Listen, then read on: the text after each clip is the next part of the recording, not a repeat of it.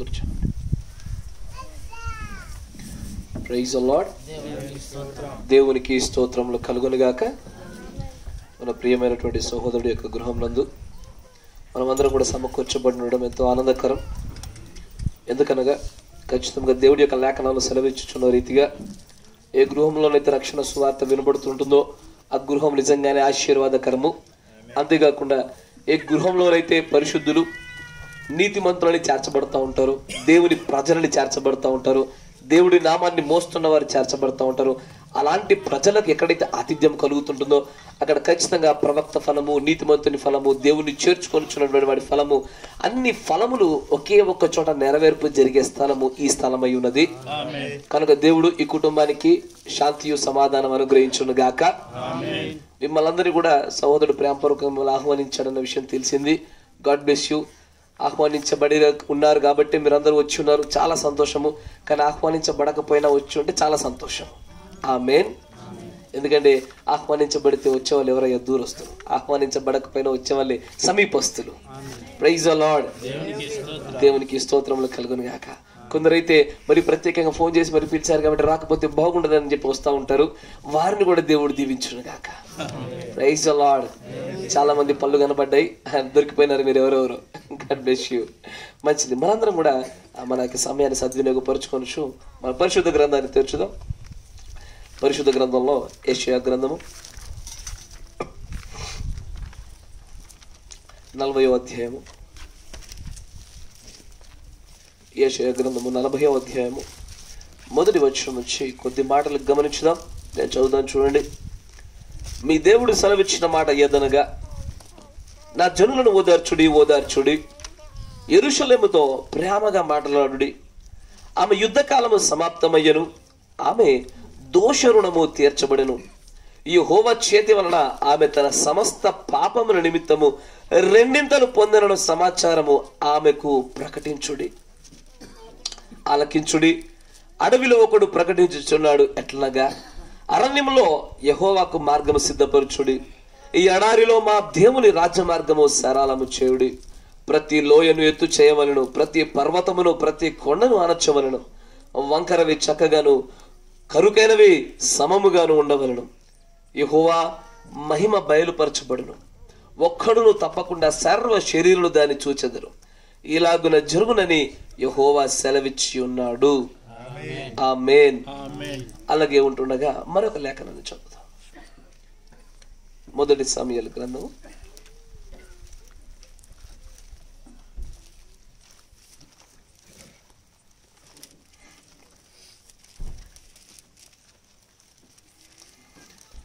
3వ అధ్యాయము. మొదటి సమూయేలు గ్రంథము 3వ అధ్యాయము మొదటి వచనం నుంచి కొద్ది వచనాలు గమనించుదాం. బాలుడైన సమూయేలు ఏలి ఎదుట యెహోవాకు పరిచర్య చేయుచుండెను. ఆ దినములలో యెహోవా వాక్కు ప్రత్యక్షమగుట అరుదు, ప్రత్యక్షము తరచుగా తటిస్థించుట లేదు. ఆ కాలమంది ఏలి కనులు మంద దృష్టి గలవైనందున అతడు చూడలేక తన స్థలమందు పండుకొని ఉండగాను, దీపము ఆరిపోక మునుపు సమూయేలు దేవుని మందసమున్న యెహోవా మందిరములో పండుకొని ఉండగాను యెహోవా సమూయేలును పిలిచెను. అతడు, చిత్తమండి నేనున్నానని చెప్పి ఏలి దగ్గరకు పోయి, నీవు నన్ను పిలచితివి గదా, నేను వచ్చినానెను. అతడు, నేను పిలవలేదు, పోయి పండుకోమని చెప్పగా అతడు పోయి పండుకొనెను. యెహోవా మరలా సమూయేలును పిలవగా సమూయేలు లేచి ఏలి యుద్ధకు పోయి, చిత్తము, నీవు నన్ను పిలచితివి గనుక వచ్చితినను. అయితే అతడు, నా కుమారుడా, నేను నిన్ను పిలవలేదు, పోయి పండుకొమ్మనెను. సమూయేలు అప్పటికి యెహోవాను ఎరుగకుండెను. యెహోవా వాక్కు అతనికి ఇంకా ప్రత్యక్షము కాలేదు. యెహోవా 3వ మారు సమూయేలును పిలవగా అతడు లేచి ఏలి దగ్గరకు పోయి, చిత్తము, నీవు నన్ను పిలిచితివే, ఇదిగో వచ్చితననగా ఏలి యెహోవా బాలుని పిలిచినని గ్రహించి, నీవు పోయి పండుకొమ్ము, ఎవరైనా నిన్ను పిలచిన ఎడల యెహోవా నీ దాసుడు ఆలకించుచున్నాడు, ఆజ్ఞ నిమ్మని చెప్పుమని సమూయేలుతో అనగా సమూయేలు పోయి తన స్థలమందు పండుకొనెను. తరువాత యెహోవా ప్రత్యక్షం ఎన్నెలొచ్చి ఆ రీతిగా సమూయేలు సమూయేలు అని పిలవగా సమూయేలు, నీ దాసుడు ఆలకించుచున్నాడు, ఆజ్ఞ ఇమ్మనెను. అంతటా యెహోవా సమూయేలుతో ఇలాగు సెలవిచ్చెను, ఇజ్రాయేలులో నేను ఒక కార్యము చేయబోచున్నాను. దానిని వినువారందరి చెవులు గింగురుమనును. దేవునికి స్తోత్రములు కలుగును గాక. మీరున్న చోటే తలలో ఉంచండి, కళ్ళు మూసుకోండి. ఈ సమయంలో ఖచ్చితంగా మీరు నా మాటలు వినడానికి రాలేదు, ఎవరి మాటలైతే వినడానికి మీరు వచ్చున్నారో సహోదరుడు చేసిన ప్రార్థన యొక్క స్థిరపరచబడినట్లుగా మరొక్క మారు ఆయన యొక్క ఆత్మను మరొక్కసారి మనం ఇక్కడికి ఆహ్వానించుదాం. కనికరపూర్ణుడా, సర్వశక్తి సంపన్నుడా, నిన్న నేడు నిరంతరం ఏకరీతిగా ఉన్నటువంటి వాడవు, మా పితరులతో మాట్లాడిన దేవుడవు, ఈ దినములలో మాతో కూడా మీరు మాట్లాడేటువంటి వాడవై ఉన్నావు ప్రభువా. ఇదిగో మా తలుపులు తట్టుచున్న ప్రతిసారి కూడా ప్రభువా, మా హృదయ తలుపులను మేము తెరచి మిమ్మల్ని ఆహ్వానిస్తా ఉన్నాము. కృపగల దేవా, మేము ఆహ్వానించుచున్న చోట ప్రతి చోటకెల్లా నువ్వు వచ్చే దేవుడవై ఉన్నావు. మేము ఏది అడిగితే మరీ ముఖ్యంగా పరిశుద్ధాత్మను గురించి మేము అడుగుచున్నప్పుడల్లా నాయన మీరు ఖచ్చితంగా దాన్ని నెరవేర్చే దేవుడవై ఉన్నావు గనుక ఈ సమయంలో మీ పరిశుద్ధాత్మ యొక్క సంచారం మా మధ్యలో జరిగింపచేయండి. ఈ మాటలు వినుచున్న ప్రతి ఒక్కరిలో కూడా ప్రభువా, నీ యొక్క ఆత్మచేత ద క్వికెనింగ్ స్పిరిట్, ఆ త్వరితము చేయు ఆత్మచేత వారందరిని అభిషేకించండి ప్రభువా. కృపగల దేవ, ప్రతి ఒక్కరికి ఆశీర్వాదములు అనుగ్రహించమని నాయన నన్ను సంపూర్ణంగా మీ యొక్క ఆధీనంలో మాత్రమే మీరు ఉంచుకోనమని ప్రభు అయిన యేసుక్రీస్తు నామంలో ప్రార్థన చేయుచున్నాము. ఆమేన్, ఆమేన్, ఆమేన్. Praise the Lord. దేవునికి స్తోత్రములు కలుగును గాక. చాలా మంచిది. మనం చదవబడిన లేఖనాన్ని ఒకసారి మనం గమనించినట్లయితే యెషయా గ్రంథము 40వ అధ్యాయంలో కొన్ని మాటలు మనం చదివాం. దాంట్లో యెహోవా అంటారు, దేవుడు తన ప్రజలతో ఇదిగో ఈ మాట మీరు సెలవివ్వండి అంటాడు. ఏమని? నా ప్రజలను ఓదార్చుడి, ఓదార్చుడి. ఎలాంటి మాటల చేత ఓదార్చుడి? ప్రేమ కలిగినటువంటి మాటల చేత. మీరు ఒకసారి ఆ మాటను మీరు చదివినట్లయితే మీకు కనబడుతుంటది. ఏమంటాడు చూడండి అక్కడ, ఓదార్చుడి, ఓదార్చుడి, యెరూషలేముతో ప్రేమగా మాట్లాడుడి. ఎందుకు అక్కడ దేవుడు అలాంటి మాటలు మాట్లాడుచున్నాడంటే గమనించండి. అక్కడ 40వ అధ్యాయంలో దేవుడు పలుకుచున్న ప్రతి మాట కూడా ఆయన ఇజ్రాయేలీలు వారి యొక్క దోషభరితమైనటువంటి పరిస్థితుల్లో వారు నిలబడి ఉండగా, వారు ఇదివరకే దేవుడి చేత అనేక పర్యాయములు కొట్టబడ్డారు, అనేక సార్లు వాళ్ళు శిక్షించబడ్డారు. వారు ఈ భూమి మీద ఉన్న ప్రజలలో ఎన్నిక చేయబడినటువంటి జ్యేష్ఠుల సంఘముగా ఉండవలసిన వారు అక్కడ వారు చేసిన తప్పిదములను బట్టి, విగ్రహారాధనను బట్టి, దేవుణ్ణి విస్మరించుటను బట్టి దేవుడు వారిని ఎల్లప్పుడూ కూడా అన్ని వేళ వారిని సరైన మార్గంలో మనుషులకై కొట్టవలసి వస్తూ వచ్చింది. వారు చేస్తున్నటువంటి పాపాలకు గమనించండి, వారు ఎల్లవేళ ధర్మశాస్త్రంలో పెట్టబడినటువంటి జంతువుల యొక్కయు, పశువుల యొక్కయు, పక్షుల యొక్కయు వాటి రక్తము చేత ఎల్లప్పుడూ తమ పాపాలు కడుక్కునే ప్రయత్నం చేస్తూ వచ్చారు. ఎంత చేస్తున్నప్పటికీ కూడా వారి పాపాలు పోవడం లేదు. ఒక బలిని దేవుడు నియమించడానికి గల కారణం ఏంటంటే, నేను ఒక తప్పిదాన్ని నేను చేసినట్లయితే నేను చావవలసినటువంటి నా స్థానంలో అక్కడ ఒక పశువు, ఒక జంతువు విలవిలలాడుతూ చచ్చిపోవచ్చున్నటువంటి ఆ దృశ్యాన్ని ఖచ్చితంగా ఆ బలి అర్పించుచున్న వ్యక్తి చూడాలి. అది ఎలా ఉంటుందంటే, ఆ బలిని అర్పించడానికి వెళ్ళినటువంటి మానవుడు ఆ బలిని అర్పించుడగా అయ్యో నేను చూడలేకపోతున్నాను అని కనులు కప్పుకోవడానికి కుదరదు. అది ఎందుకంటే ఆ బలి అర్పించడంలో ఉన్న అసలైన అర్థం అదే. ఏంటంటే, నీవు చావవలసిన చోట, నీవు శిక్షించబడవలసిన చోట నీకు మారుగా ఒక పశువు, ఒక జంతువు, ఒక పక్షి బలవుతున్నది. అది చనిపోయేటప్పుడు అనుభవించేటువంటి ఆ చిత్రవద, అది చనిపోయేటప్పుడు ఎంత నొప్పిని, బాధనైతే అది అనుభవిస్తూ ఉందో దాన్ని చూచినప్పుడు నీకు ఒక విషయం జ్ఞాపకం రావాలా. ఆ స్థానంలో ఉండవలసింది నేను కదా, నాకు మారుగా ఈ పశువు, జంతువు చనిపోతుంది కనుక ఇకపైన నేను ఈ పాపాన్ని ఎన్నటికీ చేయను అంటూ ఆ పాపము నుంచి, ఆ దోషం నుంచి, తెలిసి చేసేటువంటి అతిక్రమముల నుండి మనుషులు వెనకకి జారవలసిన వారై ఉన్నారు. కానీ అలాంటి విధానంలోనికి మనుషులను దేవుడు తీసుకురావడానికి ఇష్టపడతా ఉంటే మనుషులు ఏం చేస్తారో తెలుసా? దానికి మారుగా ఎవరి దగ్గర అయితే గొర్రెల సంపద అధికంగా ఉంటుందో, ఎవరి దగ్గర అయితే పక్షుల యొక్క సంపద అధికంగా ఉంటుందో, నా దగ్గర ఎలాగున మంచి మంచి ఎలాంటి మడత మచ్చ లేనటువంటి జంతువులు ఉన్నాయి కనుక నేను ఎన్నిసార్లు పాపం చేసినా ఏముంది, నా దగ్గర ఉన్న 100 మేకల్లో ఒక మేక బొద్ది, నా దగ్గర ఉన్న 1000 పక్షులు ఓ పక్షి బొద్ది, అంతే కదా అనుకుంటూ ప్రతి ఒక్కరు మరలా మరలా మరలా పాపాన్ని చేయడానికి మాత్రమే అది ఆస్కారం అవుతూ వచ్చింది. అందుకే అంటారు పౌలు గారు దీని గురించే, ఆజ్ఞ ఎల్లప్పుడు కూడా పాపములకు బలాన్ని ఇస్తూ వస్తుంది. కాబట్టి ఆ ఆజ్ఞ మరలా మరలా ఇజ్రాయేలు పాపం చేయడానికి కారణమవుతూ వచ్చింది. కానీ గమనించండి, పాపాన్ని అయితే చేస్తూ వచ్చారు. ఆ పాపాలకు జంతువులు అర్పిస్తూ వచ్చారు, పశువులు అర్పిస్తూ వచ్చారు, పక్షులు అర్పిస్తూ వచ్చారు. కానీ వారి పైన నిలిచి ఉన్నటువంటి పాపం యొక్క రాశి అట్లాగే నిలబడి ఉన్నది. అప్పుడు దేవుడైనటువంటి యెహోవా దానిని చూసి అక్కడ ఉన్నటువంటి యెషయా ప్రవక్తతో ఒక మాట చెప్తా ఉన్నాడు. ఏమని తెలుసా? వీరు ఎన్నిసార్లు పాపం చేసినా, దానికి మారుగా ఎన్ని రక్తాలు వాళ్ళు కార్చినా వీరి పాపాలు పోవిక. కాబట్టి నేను ఒక విషయంలో ఒక నిర్ణయాన్ని తీసుకున్నాను. ఆ నిర్ణయం విషయమై నేను మీకు మాట చెప్తున్నాను.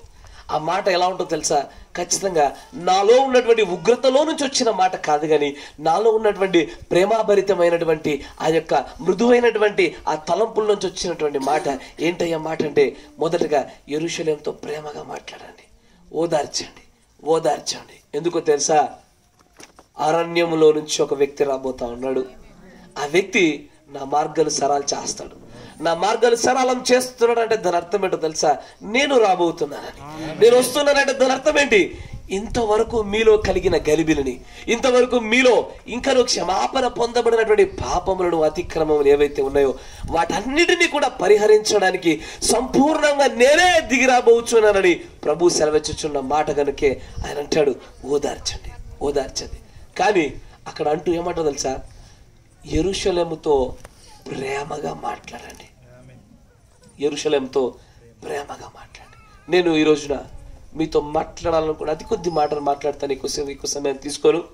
ఆ కొద్ది మాటలలో నేను మీతో మాట్లాడాలనుకున్న అంశం ఏంటంటే ద వాయిస్ ఆఫ్ గాడ్, దేవుని యొక్క స్వరము. సరిగ్గా చెప్పాలంటే the voice of God in the end time, లేదా ఇన్ ద లాస్ట్ డేస్, చివరి దినములలో దేవుని యొక్క స్వరమును గురించి మీతో మాట్లాడాలని ఆశపడతా ఉన్నాను. గమనించండి, ఇప్పుడు చదివినటువంటి లేఖనాన్ని అక్కడ అలాగే ఉంచండి. ఒకసారి సమూయేలు గ్రంథంలో సమూయేలుకు జరిగినటువంటి ఆ సందర్భాన్ని ఒకసారి గమనించుదాం. అక్కడ న్యాయాధిపతుల యొక్క వ్యవస్థ ముగుస్తున్నప్పుడు సమూయేలు అనేటువంటి ఒక వ్యక్తిని దేవుడు నియమించుకున్నాడు. చాలా బాల్య దశలోనే అతడు దేవుని యొక్క మందిరంలో దేవుని సేవకు అర్పించబడ్డాడు సమూయేలు. అక్కడ ఉన్నటువంటి యాజకుడి పేరు ఏలి. ఏలి తనంతట తానుగా ఏ తప్పిదము చేయలేదు, కానీ తన పిల్లల యాజకత్వంలో ఉంటుండగా వారు చేసిన తప్పిదాన్ని ఆయన సరి చేయకపోవడమును కూడా ఆయన పైన తప్పిదంగా దేవుడు మోపాడు. కానీ దేవుడు నిర్ణయించుకున్నాడు ఒక విషయాన్ని. ఏమనంటే, ఏలి అనేటువంటి యాజకుడి దగ్గర నుంచి నేను నాకంటూ నియమించుకున్నటువంటి నా ఇష్ట ప్రకారముగా నడిచేటువంటి ఒక నిజమైనటువంటి దేవుని సేవకుడిని నేను లేపుకుంటాను, ఒక ప్రవక్తను లేపుతానని చెప్పి ఆయన నిర్ణయం తీసుకున్నప్పుడు గమనించండి. అక్కడ నా మాట మంచిగా విన్నారు. నేను ఇక్కడ కొద్ది భాగాలు ఇక్కడ కొంచెం తెరిచి మళ్ళీ మూసి తర్వాత మళ్ళీ తెరవాల్సి వస్తుంది. ఇక్కడ కొన్ని మాటలు కిందికి చూడండి. ఏమంటాడు? ఆ కాలమందు 2వ వచనం, మొదటి సమూయేలు గ్రంథం 3వ అధ్యాయం 2వ వచనం. ఆ కాలమందు ఏలి కన్నులు మంద దృష్టి గలవైనందున అతడు చూడలేక తన స్థలమందు పండుకొని ఉండగాను. గమనించండి, ఇక్కడ ఇద్దరు వ్యక్తులు నిద్రపోతున్నారు. ఒకటి యాజకుడైనటువంటి ఏలి, చాలా వృద్ధుడు, కన్నులన్నీ కూడా మందగించిపోయి చూడడానికి స్పష్టంగా కనబడ్డల్లా. ఆయన ఇక రేపో మాపో చనిపోవడం అనేటువంటిది దగ్గరగా ఉండి వయస్సు అయినటువంటి వ్యక్తి ఆయన పడుకున్నాడు. ఎక్కడ పడుకున్నాడు?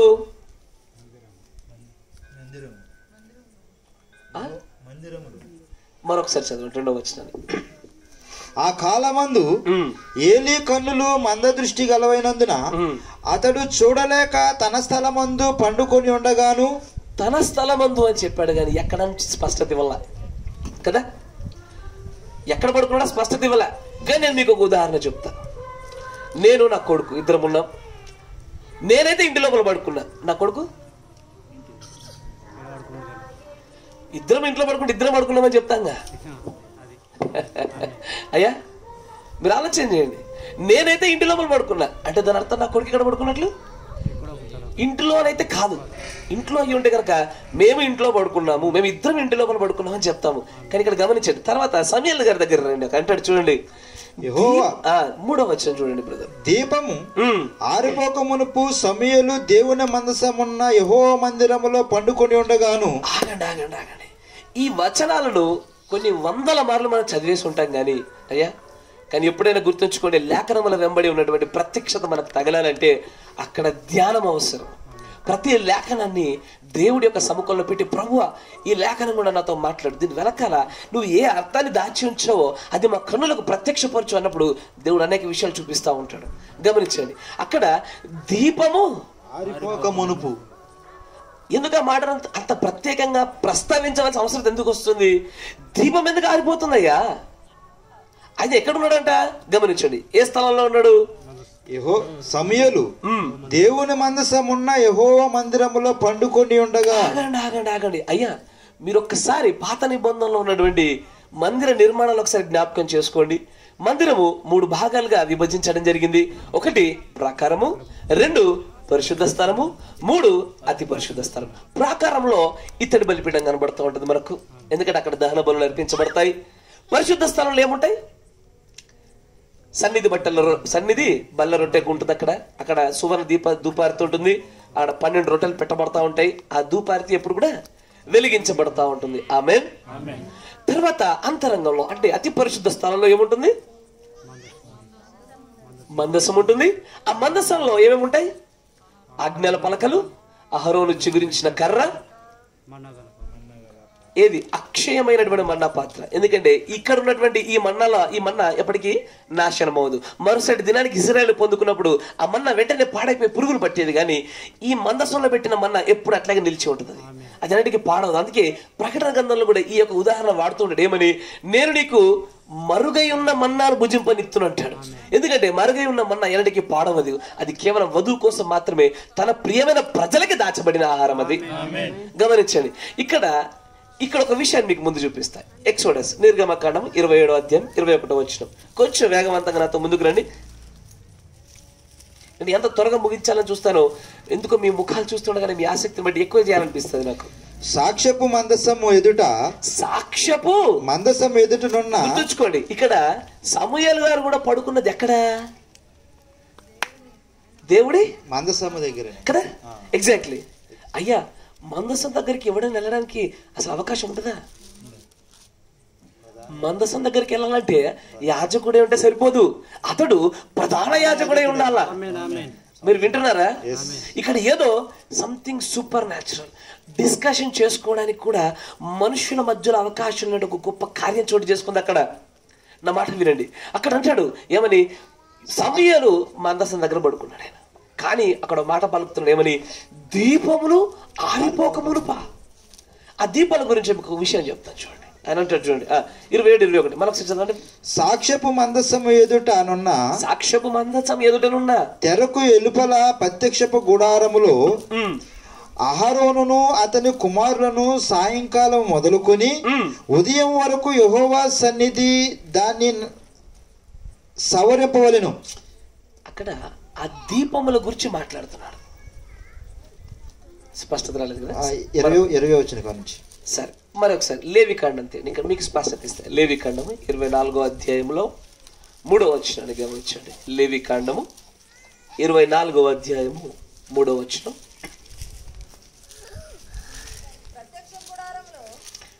ప్రత్యక్షపు గుడారంలో శాసనములకు అడ్డతెర వెనుపల. గమనించండి, మరలా ఇప్పుడు ఏదైతే ఆ సహోదరుడు చదివాడో నిర్గమకాండంలో అదే వచనం మళ్ళా కనబడుతుంది. ఏమని? అక్కడ ఉండేటువంటి ఆ దీపము సాయంకాలము మొదలుకొని ఉదయము వరకు అది వెలుగుచున్నట్లుగా యెహోవా సన్నిధిని దానిని తక్కపరచవలెను. అంటే ఆలోచన చేయండి, మనమైతే మనకు ఇప్పుడున్న మన ప్రాంతీయతలో మనకు దినం ఎప్పుడు ప్రారంభమవుతుంది? ఉదయం ప్రారంభమై రాత్రిలో ముగిసిపోతుంది. కానీ ఇజ్రాయేలులకు అలా కాదు. ఇజ్రాయేళ్లకు సాయంకాలం నుండి 6 గంటలు 6 PM సాయంత్రం 6 గంటల నుంచి ఒక ఉదయం ఒక దినం అనేది ప్రారంభమవుతుంది. ఎందుకంటే ఆదికాండంలో కూడా దేవుడు ఏమంటాడు? అస్తమయమును ఉదయమును కలగగా ఒక దినం ఆయన. దాన్నే వాళ్ళు పాటిస్తూ ఉంటారు. అందుకే ఎక్కడ చూసినా కూడా ఒక దినాన్ని గురించిన పూర్తి వివరణలో సాయంకాలాన్ని మొదటగా వాడి తర్వాత ఉదయాన్ని వాడుతూ ఉంటారు. మీరు గమనించినట్లయితే అక్కడ ఏమంటారు చూడండి, అహరోను యొక్క సంతతి యొక్క ప్రధానమైన ఉద్దేశం ఏంటి? వారు ఏం చేయాలి? సాయంకాలం మొదలుకొని ఉదయకాలం వరకు ఆ దీపములు ఆరిపోకుండా చూసుకోవాలి. అంటే రాత్రంతా దీపాలు ఉండాలిగా, రాత్రంతా దీపాలు ఉండాలా. కానీ ఎందుకో 2 విషయాలు చూడండి అక్కడ. ఒకటి, అసలు మందసం దగ్గర ఎవరు పడుకోవడానికి అవకాశం లేదు, వీల్లేదు. ఎవరు పడుకోవడంలా. 2, అసలు రాత్రంతా దీపాలు వెలగాలయ్యా. కానీ సమూయేలు ఉన్నటువంటి ఆ విభిన్నమైన పరిస్థితి చూడండి ఒకసారి. ఎంత విచిత్రమైన స్థలంలో నిలబడ్డాడంటే ఆయన నిలుచున్న ఆ స్థలము, ఆ సందర్భము, ఆ గడియ, ఆ సమస్తము కూడా ఆయనకు దేవుడి స్వరమును వినిపించినట్లుగా చేయగలిగింది. నా మాట వినండి. దేవుడి స్వరం వినాలంటే ఏదో ఒక అద్భుతమైనటువంటి ఒక పరిస్థితి అలుముకున్నప్పుడే ఆయన స్వరం అక్కడ వినిపింపగలిగినటువంటి స్థితిగతులు కనబడుతున్నాయి. ఒకటి, మందసం దగ్గరలో పడుకోవాలి, రైట్. తర్వాత దీపములు ఆరిపోక మునిపే ఆ స్వరం రావాలా. ఆరిపోతే రాదు, ఆ దీపాలు ఆరిపోతారు. కానీ అక్కడ దీపములు ఆరిపోయే పరిస్థితి ఉంది కనుక ఆరిపోక మునిపే ఆయన దగ్గరికి దేవుని స్వరం వస్తుంది. ఏమని? సమూయేలు సమూయేలు. పిలిచాడు కానీ సమూయేలుకి అర్థం కాల. వెంటనే లేచి ఏలి దగ్గరికి వెళ్ళి, ఏంటంటే పిలిచారు? నేనెక్కడ పిలిచాను ఆయన, నేను పిలవాలా. వెళ్ళాడు, వెళ్ళి పడుకున్నాడు. మరొక్కసారి సమూయేలు సమూయేలు. ఈ తెలంగాణ భాషలో మాట్లాడతాం. ఏంద్రా పిలిచినామంట? అవాడు నేనాడ పిలిచిన, నేను పిలవలే, అంతేనా? మళ్ళీ వెళ్ళి పడుకున్నాడు. అయితే డౌట్ వచ్చింది ఏలి గారికి, ఎందుకంటే కొంత అనుభవజ్ఞుడిగా. ఎంతైనా సరే లేఖల ప్రకారం అడగకపోయినా అనుభవజ్ఞులే. ఏమయ్యా, తెల్లెంటికలకున్న విలువ తెల్లెంటికలదే. ఆమేన్. వాక్య ప్రకారంగా నడిచినా, వాక్యానికి విరుద్ధంగా నడిచినా అనుభవజ్ఞ మన అనుభవాన్ని మనం ఎప్పుడు కూడా గౌరవించాల్సిందే. అక్కడ ఏలి గారి పరిస్థితి ఉంది. ఏలి అంటాడు ఏమని? రే, లోపల ఏలికి తెలుసు ఇది ఖచ్చితంగా యెహోవా సంధించున్నటువంటి సందర్భమే, నాతో సంధించొచ్చుగా. సరే సంధించలే, సరే ఒక్క మాట చెప్పు, నేను ఇంకొక మారు పిలుచుచున్నట్లుగా స్వరం వచ్చిందనుకో ఏమన్నా తెలుసా? చిత్తం ప్రభు అని దాసుడు వింటున్నాడన్న పదం పలుకునాయన అన్నాడు ఆయన. నా మాట వినండి. నేడు క్రైస్తవుల పరిస్థితి ఇట్లాగే ఉంది. ఆది నుంచి మొదలుకొని నేటి వరకు చెప్పాలంటే ఎత్తబాటు వరకు, ఈ భూ దిగంతములు ముగి వరకు కూడా మనుషుల పరిస్థితి ఇంతే. దేవుడి స్వరాన్ని గుర్తెరగలేనటువంటి స్థితిలో ప్రజలున్నారు.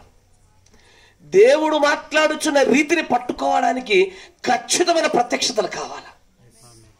ఒకటి, దేవుడి స్వరం అంత సునాయాసంగా రాదు, వచ్చిన దాన్ని పట్టుకోవడము అంత సులువు కాదు.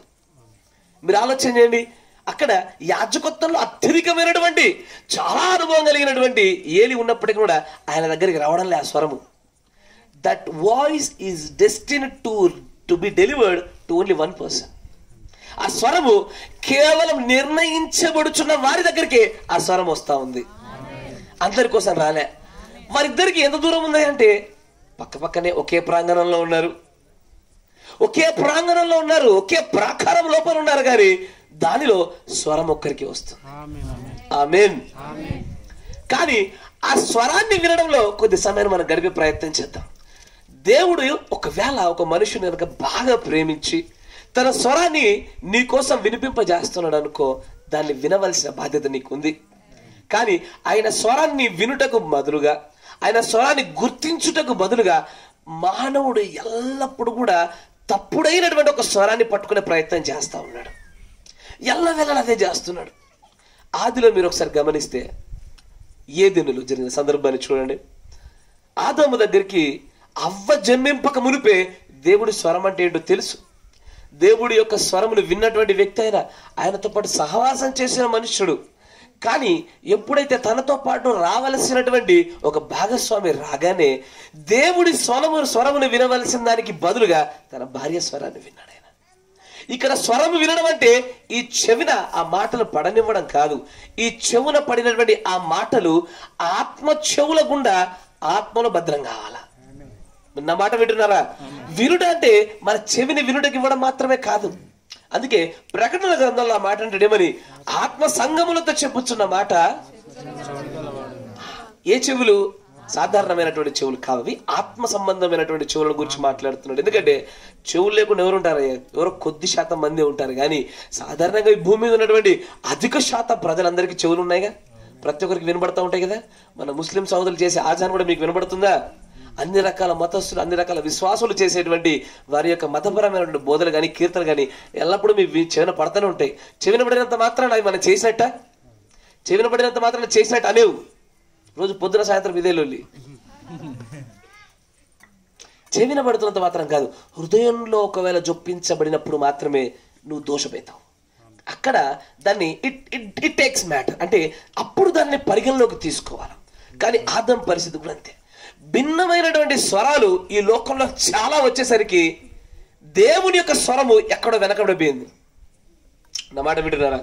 భిన్నమైనటువంటి స్వరాలు చాలా అలుముకునేసరికి దేవుని స్వరాన్ని మనుషులు నిర్లక్ష్యం చేసే పరిస్థితికి వచ్చేసింది. ఎలా అయిపోయిందంటే, ఒక సంతలో, ఒక జాతరలో నువ్వు ఒక్కడిని నిలబడి దూరం నుంచి ఒక మనిషిని పిలిచే ప్రయత్నం చేసి నీకు ఎట్లా కనపడుతుందయ్యా? నీ చుట్టూ ఉన్న వాళ్ళ స్వరాలే చాలా బలంగా ఉండేసరికి నిన్ను పిలవాలనుకున్న వ్యక్తి యొక్క స్వరము నీ చెవిదాకా చేరడంలే. అదే రీతిగా నేడు క్రైస్తవుల పద్ధతి అట్లా ఉంది. దేవుడు పిలుస్తూ పిలుస్తూ పిలుస్తూనే ఉంటున్నాడు.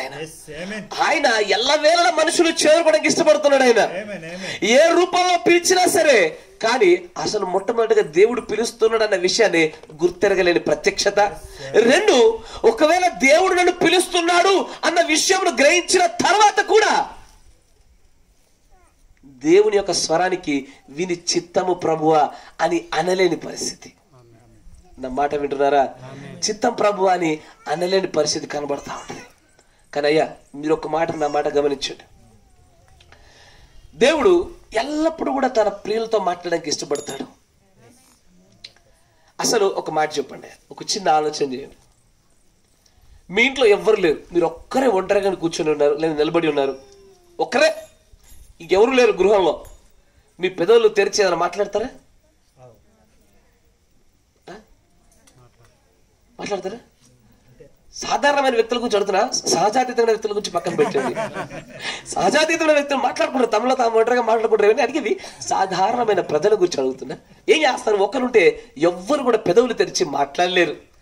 ఒక వ్యక్తి తన పెదవులను, తన నోరును తెరిచి మాట్లాడాలంటే ఎదురుగా మరొకరు ఉండాలా? ఆమేన్. అంతేనా కదా? దేవుడు కూడా, దేవుడు నిజంగానే వాక్కై ఉన్నాడు, దేవుడు శబ్దమై ఉన్నాడు. ఎస్, ఖచ్చితంగా ఆయన శక్తి అయి ఉన్నాడు. ఆయన మాట్లాడు శక్తిగా ఉండాలంటే, ఆయన ఎవరితో ఒకరితో మాట్లాడాలంటేనే, అంటే ఎవరొకరు ఉంటేనే కదా మాట్లాడేది. There has to be someone. ఎవరో ఒకరు ఉండి తీరాలా. అక్కడ ఎవరున్నారు? ఎవరితో మాట్లాడుతున్నాడు ఆయన? అయ్యో, నేను బిగినింగ్ లోకి వెళ్ళానయ్యా. మనుష్యులు పుట్టక మునుపు వెళ్తా ఉన్నా నేను. మీరు ఆదాంతో మాట్లాడారు మీరు అంటారు, నేనంటాను ఆయనతో ఆయనే మాట్లాడుకుంటున్నాడు అంటారు. తనలో తానే మాట్లాడుకుంటున్నాడు. ఎలా మాట్లాడుతున్నాడు? తనలో తన ఒకరు మాట్లాడుకోవడం సాధ్యమేనా? అందుకే నేను అంటాను, గమనించండి, ఎలోహీం అనే పదాన్ని గమనించండి.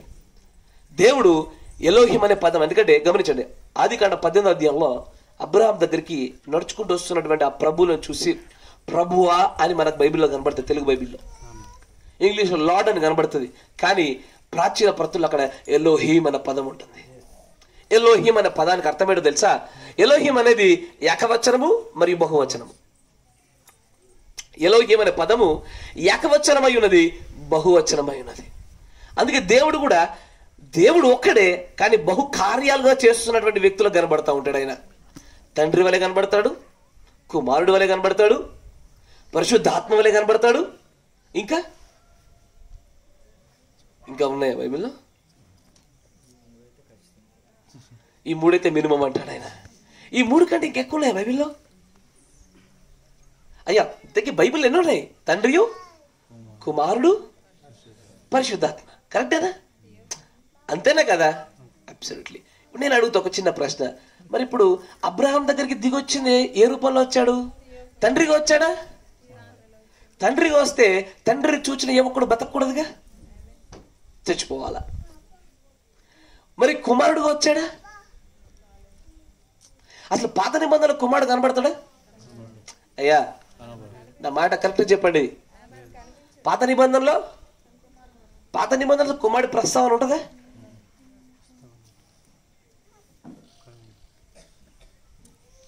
సరే, నేను మీ అందరికి సువార్త ప్రకటిస్తాను. మీరు క్రైస్తవులుగా మాట్లాడలే, మీరు అందరూ ఎట్లా మాట్లాడతారు? కొత్త విషయాలు చేస్తా ఉన్నారు. నేను అడిగేది, పాత నిబంధనలో కుమారుడి ప్రస్తావన ఉందా? సామెతల గ్రంథం. నన్ను మీరు వర్తమానంలో పోనివారయ్యా, మీరు ఇక మీరు కథనిచ్చారు నన్ను. సామెతల గ్రంథం 30వ అధ్యాయం. మీకు ఎక్కడ కూడా సేవకుడు సేవకుడు అని కనబడుతుంది, కుమారుడు అన్న పదం కనిపించదు, గుర్తుంచుకోండి. కానీ ఇక్కడ చాలా ప్రత్యేకంగా మాట్లాడుతూ ఉంటాడు. చూడండి 30వ సామెత 2వ వచనం చదవండి. నిశ్చయముగా మనుషులలో నా వంటి పశుప్రాయుడు లేడు, నరులకున్న వివేచన నాకు లేదు, నేను జ్ఞానాభ్యాసము చేసుకున్న వాడును కాను, పరిశుద్ధ దేవుని గురించి జ్ఞానము పొందలేదు. పరిశుద్ధ దేవుని గురించినటువంటి జ్ఞానము పొందలేదు. ఆకాశమునకు ఎక్కి మరలా దిగిన వాడెవడు? ఆలోచన చేయండి. ఆకాశమునకు ఎక్కి మరలా దిగిన వాడెవడు? మరలా దిగిన అంటే ఇక్కడ ఖచ్చితంగా దేవుని గురించి అనే మాటలు పలుకుతున్నది. Yes, okay. తర్వాత తన పిడికలతో గాలిని పట్టుకున్న వాడెవడు? బట్టలో నీళ్లు మూట కట్టిన వాడెవడు? బట్టలలో నీళ్లు ఎవరైనా మూట కట్టింది? భూమి యొక్క దిక్కులన్నిటిని స్థాపించిన వాడెవడు? ఆయన పేరేమో, ఆయన కుమారుని పేరేమో నీకు తెలిసి ఉన్నదా? ఏంటి? Do you know his name and his Sons name? చాలా మంది అంటారు, ఏమో తెలుసా, అసలు యేసు ప్రభువుని గురించి మీకు పాత నిబంధనలో సేవకుడు కనబడుతుంది కదా, అది ప్రవక్తనే ఉండొచ్చు. ఎందుకు కాకూడదు? సేవకులు అంటే ప్రవక్తలేగా. నాకు కుమారుడు అన్న ప్రస్తావన కావాలని చెప్పి కొంతమంది చాలా బలంగా, అంటే బైబిల్ చదవడం రాని వాళ్ళు బాగా ఒత్తిపట్టాడుతూ ఉంటారు. కానీ బైబిల్లో పాత నిబంధన నుంచే దేవునికి ఒక కుమారుడు అనే ప్రస్తావన ఎల్లప్పుడూ కనబడుతూనే ఉంటుంది. మీరు వింటున్నారా? Do you know his name and his Sons name? నీకు ఆయన యొక్క నామము, ఆయన కుమారుని యొక్క నామం నీకు తెలుసా? అందుకే గమనించండి, ఆ కుమారుడు ఎక్కడో లేడు, ఆయనే కుమారుడై ఉన్నాడు. ఆయన ఆ కుమారుడు మిళితమై ఏకమై ఒక్కరిగా ఉన్నారు. కానీ ఎలోహిం అన్న పదాన్ని మీరు గుర్తెరగాలన్నా గట్టిగా పట్టుకోవాలని మీకు ఉదాహరణ చెప్పా. గుర్తుందా? ద్రాక్ష గెలను గురించి, అరటి గెలను గురించి ఒక ఉదాహరణ చెప్పిన, గుర్తుందా? అరటి గెల అంటే ఏకవచన బహువచనమా? గెలలు కాదు, గెల అంటే ఏకవచనము. కానీ దాంట్లో ఎన్ని అరటి పండ్లు ఉన్నాయి? చాలా ఉన్నాయి, అంతేనే కదా. ద్రాక్ష గెల అంటే ఒక్కటే, ఏకవచనం. కానీ దాంట్లో అనేకమైన ద్రాక్షలు ఉన్నాయి. అదే రీతిగా ఎలోహిం అన్న పదము బహువచనం. అది ఎలోహిం అనే వర్డే, ఆ పదమే బహువచనమైనది. ఎందుకయ్యా బహువచనమై ఉందంటే, ఎస్, ఆయన స్వరములు కలిగి ఉన్నాడు అంటే దాని అర్థము ఆయనతో ఆయన మాట్లాడుకుంటున్నాడని. అందుకే మీకు యోబు గ్రంథంలో మాట కనబడితే, మరి ఉత్తర దిక్కున్న సభాపర్వతం మీద అన్న పదం కనబడుతుంది. ఆ సభాపర్వతం పైనే ఆయన ఏం చేస్తాడంటే డిస్కషన్ చేస్తాడు. ఆయన డిస్కషన్ చేస్తాడు, దూతలతో పాటు డిస్కషన్ చేస్తూ ఉంటాడు. నా మాట వింటున్నారా? ఇప్పుడు అందుకే మీకు ఆదికాండము 1వ అధ్యాయంలోకి వచ్చరికి ఏమంటాడు అక్కడ? మనము మన పోలికన నరులను చేద్దాము. ఇప్పుడు ఎవరితో మాట్లాడుతున్నారు?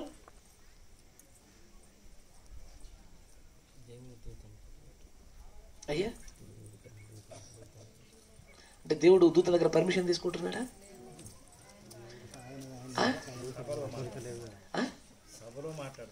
సభలో మాట్లాడుతుంటే ఎలా మాట్లాడాలి? మన పోలిక మనం చేద్దాం అంటాడా? చేద్దామా అంటాడా?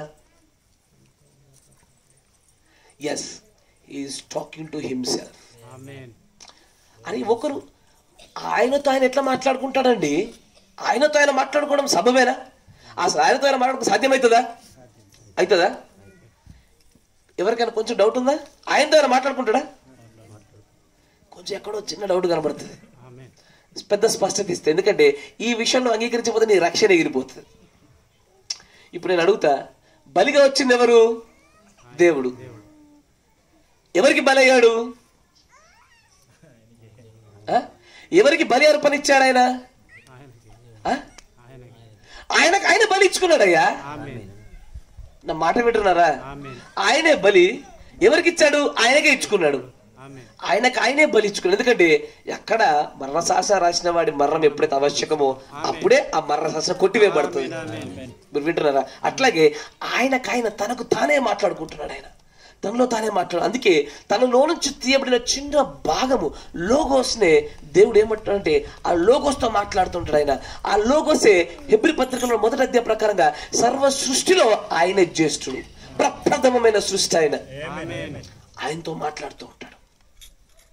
అయితే ఒకసారి ఆలోచించండి, దేవుడు మనుషులతో తన స్వరాన్ని వినిపింపజేసేటువంటి విధానాలు తెలిసి ఉండాలి. మీకు నా మాట వింటున్నారా? దేవుడు మనుషులతో మాట్లాడేటువంటి ఆయన యొక్క స్వరాన్ని వినడంలో ఏ ఏ రూపాల్లో మనుషులతో మాట్లాడుతూ అర్థం కావాలి. ఇది తెలియకపోవడం వల్ల ఈరోజు భిన్నమైన స్వరాలకు ప్రజలు చూనిస్తూ ఉన్నారు. ఏ స్వరము దేవుడిదో గుర్తెరగలేకపోతా ఉన్నారు. ఇప్పుడు నాకు చాలా స్వరాలు వినిపిస్తూ ఉంటాయి. ఒక స్వరం అంటది ఏమని, డిసెంబర్ 25 నాడు ఖచ్చితంగా యేసు ప్రభు వారి యొక్క జన్మదినం, మీరు క్రిస్మస్ చేయాల్సిందే అంటది. దేవుడి జన్మం అనేది ఖచ్చితంగా చోటు చేసుకున్న సత్యం అది.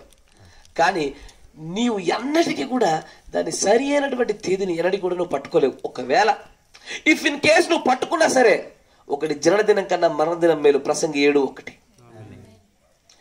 జన్మదినాన్ని యేసు ప్రభు వారు చేసుకున్నట్టు కానీ ఆయన శిష్యులు చేసుకున్నట్టు కానీ ఎక్కడ ఆధారాలు కనపడం. అది ఖచ్చితంగా 300 క్రీస్తు శకం 320 తర్వాత నైసియన్ కౌన్సిల్ తర్వాతే స్టార్ట్ అయింది. దానికన్నా ముందు ఏ చరిత్ర, యాంటీ నైసియన్ ఫాదర్స్ అనే ఒక గొప్ప చరిత్ర పుస్తకం ఉంటుంది, 12 వాల్యూమ్స్ ఉంటాయి. ఎక్కడ కూడా ఆధారాలు లేవు, ఎక్కడో కనబడవు. కానీ ఒక స్వరం అంటది ఏమని, ఖచ్చితంగా క్రిస్మస్ చేసుకొని తీరాల్సిందే. ఇంతకీ ఆ స్వరం దేవుడిదా కాదా నీకు ఎలా తెలుస్తుంది? మరొక స్వరం అంటది 40 రోజులు దేనికి ముందు, సిలువకు ముందు, అంతే కదయ్యా, గుడ్ ఫ్రైడే కదా, ఈస్టర్ డే. దానికి ముందు 40 దినాలు ఉపవాస ప్రార్థన చేయాలి. నేను అడుగుతున్నాను, యేసు ప్రభు వారు కూడా సిలువకు ముందు ఉపవాసం చేశాడా? ఆయన అప్పగింపబడడానికి ముందు రాత్రి భోజనం చేశాడు, ప్రభురాత్రి భోజనం. అప్పగింపబడడానికి ముందు రాత్రి ఆయన చేసింది. భోజనం చేసి ఆ మరుసటి దినాన్ని అప్పగించుకున్నారు, తీసుకెళ్లిపోయినారు, ఆయన సిలువేసినారు. యేసు ప్రభు ఎక్కడ చేశారు? అసలు యేసు ప్రభు 40 దినాలు ఉపవాసం చేయడం వెనకాల గొప్ప మర్మం దాగుంది, చాలా లోతైన మర్మం దాగుంది. ఇప్పుడు చెప్పడానికి వీలు పడదు. కానీ ఆయనే ధర్మశాస్త్రం అయి ఉండి ఆ ధర్మశాస్త్రాన్ని కొట్టివేయటకు కాకుండా నెరవేర్పు జరిగించడానికి రావాల్సిన వాడై ఉన్నాడు. బైబిల్లో 40 దినాల ఉపవాసాలు ముగ్గురు చేశారు. 1 మోషే, 2 యేసు ప్రభు, 3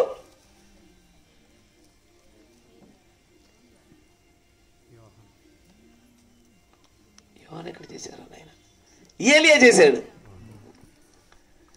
ఏలియా చేశాడు తెలియదా మీకు? ఏలియాకి పెద్ద ప్రవక్తే, కరెక్ట్, గాడ్ బ్లెస్ యు. ఇప్పుడు ఏలియాకి కాకుల ద్వారా ఆహారం వచ్చిందా? వచ్చింది, తిన్నాడు, అవునా? అప్పుడు మరొకసారి స్వరం వచ్చి మరలా భుజించు. ఎందుకు? నీ ప్రయాణము 40 రోజుల ప్రయాణం ఉన్నది. ఆ 40 days ఆయనకు ఆహారం లేదు కాబట్టి, ఉండబోదు కాబట్టి ఇప్పుడే బాగా గట్టిగా తినేసి అని చెప్తాడు ప్రభు. ఈ సహజాతీతమైనటువంటి ఫాస్టింగ్ అనేది వీళ్ళు ముగ్గురే చేయాలి, ఇంకెవరు చేయాలి. ఎందుకంటే వీళ్ళు ముగ్గురులో ఒక కామన్ థింగ్ ఉంటుంది. ఏంటిది? ఒకరు జీవవృక్షమై ఉన్నారు, యేసుక్రీస్తు వారు.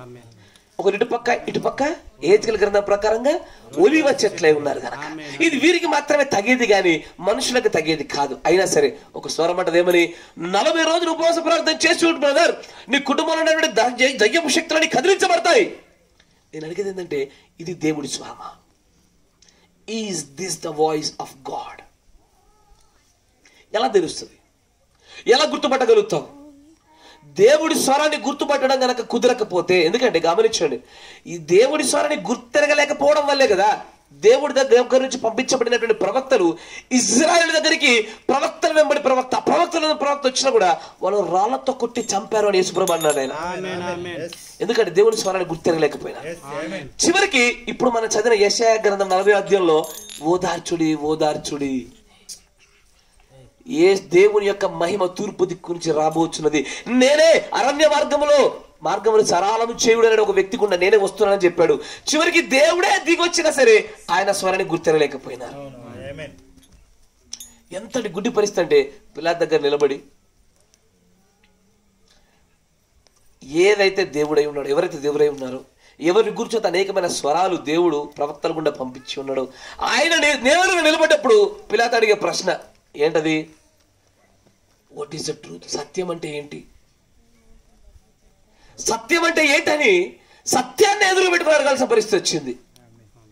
దేవుడు అంటే ఏంటని దేవుడిని ఎదురు పెట్టుకుని అడగాల్సిన పరిస్థితి వచ్చింది. అంటే సమస్య చూడండి, స్వరము వినపడుతూనే ఉంది కానీ ఇంకా పట్టుకోలేకపోతున్నారు, స్టిల్ నాట్. కానీ దేవుడు తన స్వరాన్ని వినిపింపజేసే విధానాన్ని గమనించండి. మొట్టమొదటి విధానం ఏంటో తెలుసా? హెబ్రీ పత్రిక 1వ అధ్యాయం 1వ వచనం నుంచి కొంచెం వేగవంతంగా చూద్దాం.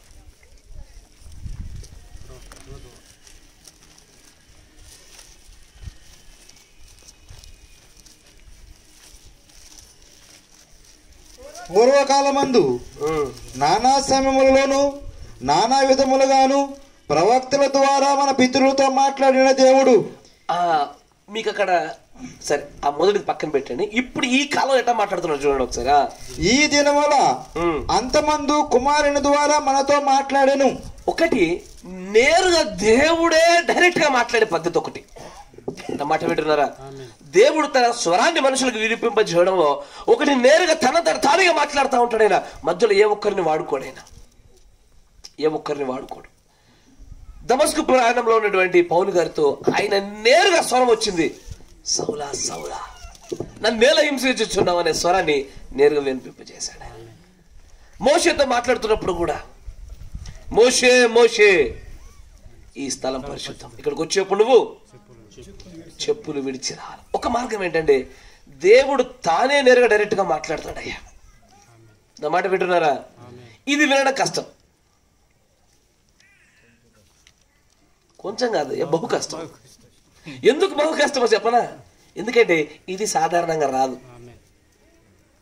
మీరు మొదటి సమయాల గ్రంథం ఓపెన్ చేయండి. ఇప్పుడు ఇంతకుముందు చదివిన లేఖనాన్ని చూడండి ఒకసారి.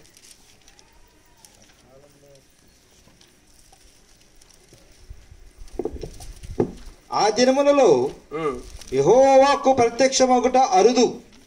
ఏంటండి? సమూయేలు కాలంలోనే యెహోవా వాక్కు నేరుగా ప్రత్యక్షమవడం అనేటువంటిది అరుదు. అరుదు అంటే అది ఊరికే జరిగేది కాదు, చాలా ఎప్పుడో ఒక్కసారి జరిగేది. ఏది? సమూయేలు గారి కాలంలోనే. ఆదాము కాలంలోనైతే రోజు సాయంకాలం వేళ వచ్చేది. రోజు వచ్చేటువంటి వాక్యము నెమ్మదిగా స్వరం తగ్గుతూ అప్పుడప్పుడు మాత్రమే చాలా అరుదుగా వచ్చేటువంటి స్థితికి వచ్చేసింది. ఇప్పుడు నేరుగా దేవుని దగ్గర నుంచి ఒక వ్యక్తి నిజంగా స్వరం వినాలంటే చాలా ధన్యుడతాడు. నేను భ్రమపరచబడుతున్న వాళ్ళ గురించి చెప్పడంలా, నిజంగా దేవుడి స్వరాన్ని వింటున్న వాళ్ళ గురించి చెప్తా ఉన్నాను. మొట్టమొదటి పద్ధతి, దేవుడు తన స్వరాన్ని నేరుగా తానంతట తానిగే చూపిస్తూ ఉంటాడు, నిరూపిస్తూ ఉంటాడు, మాట్లాడుతూ ఉంటాడు. దీన్ని అట్లా పక్కన పెట్టండి, చాలా మర్మయుక్తమైన విషయం, చాలా లోతైన విషయం, దగ్గర చెప్తాను. రెండవ పద్ధతి మరలా ఒకసారి హెబ్రీ పత్రిక 1వ అధ్యాయం 1వ వచనం చదవండి. మరొకసారి చదవండి. పూర్వకాలమందు నానా సమయములలోను నానా విధములుగాను ప్రవక్తల ద్వారా మన పితరులతో మాట్లాడిన దేవుడు. చాలు ఆగండి. ఈ మాటలో నేను రెండు విషయాలు చూపించాలి. ఒకటి, ఆయన నేరుగా ప్రవక్తలతో మాట్లాడతాడు. రెండు, ప్రవక్తల గుండా సూచనలు ఇచ్చి ఆ సూచనల గుండా స్వరాలు తీసుకొస్తాడు ఆయన. మంచి వినండి, కొంచెం కన్ఫ్యూజన్గా ఉంటుంది. ఒకటి, నేరుగా ప్రవక్తకు తన స్వరాన్ని అప్పచెప్పి ఆ ప్రవక్తల గుండా తన స్వరాలను ప్రజలు వినిపింపజేస్తాడు. అందుకే ఆమోసు 3:5 అంటే ఏమని? యెహోవా తన ప్రవక్తలకు తాను ఏమి చేయబోచున్నాడో తెలియజేయకుండా ఏది చెయ్యడు. ఆమోసు 3:5 రాస్తాడు. తన స్వరాన్ని మొట్టమొదటిగా తన ప్రవక్తకి ఇస్తాడు, ఆ ప్రవక్త తన ప్రజలకు అప్పచెప్తూ ఉండాలి. ఇది ప్రవక్తల గుండా దేవుడు తీసుకొచ్చేది రెండవ పద్ధతి. కానీ మూడో పద్ధతి ఏంటో తెలుసాయా? సైన్స్, సూచనల గుండా వస్తుంది. నిర్గమకాండం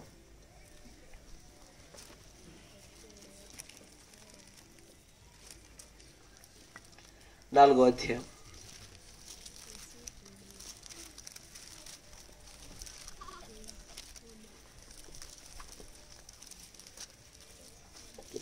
అందుకు మోషే, చింతగించుము, వారు నన్ను నమ్మరు, నా మాట వినరు, యెహోవా నీకు ప్రత్యక్షత కాలేదందురు అని ఉత్తరమీయగా, యెహోవా నీ చేతిలోనిది ఏమిటని అతనిని అడిగెను. అందుకు అతడు కర్ర అనెను.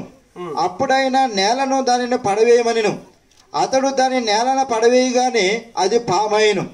అప్పుడు యెహోవా నీ చెయ్యి చాపి దాని తోక పట్టుకొనమనగా అతడు తన చెయ్యి చాపి దానిని పట్టుకొనగానే అది అతని చేతిలో కర్ర అయ్యెను. ఆయన దాని చేత వారు తమ పితరుల దేవుడని యెహోవా అనగా అబ్రహాము దేవుడు, ఇస్సాకు దేవుడు, యాకోబు దేవుడు నీకు ప్రత్యక్షమైనని నమ్ముదురనెను. మరియు యెహోవా నీ చెయ్యి నీ రొమ్మున ఉంచుకొను అనగా అతడు తన చెయ్యి రొమ్మున ఉంచుకొని దాని ఎలుపలికి తీసినప్పుడు ఆ చెయ్యి కుష్ఠము గలదై హిమం వలె తెల్లగా ఆయను. ఇది రెండవది గమనించండి. మొట్టమొదటి సూచన ఏమిచ్చాడు? ఒకటి, మోషేతో నేరుగా మాట్లాడా, మండుచున్న పొద గుండా మాట్లాడినాడు. ఆమేన్. తర్వాత కాలంలో మీరు చూస్తుంటే కూడా ఇజ్రాయేలీలు ఎప్పుడు శోధించినా కూడా యెహోవా దగ్గరికి మొరపెట్టడానికి వెళ్ళి యెహోవా దగ్గర నుంచి నేరుగా స్వరాలు తెచ్చుకున్నటువంటి వ్యక్తి అయినా.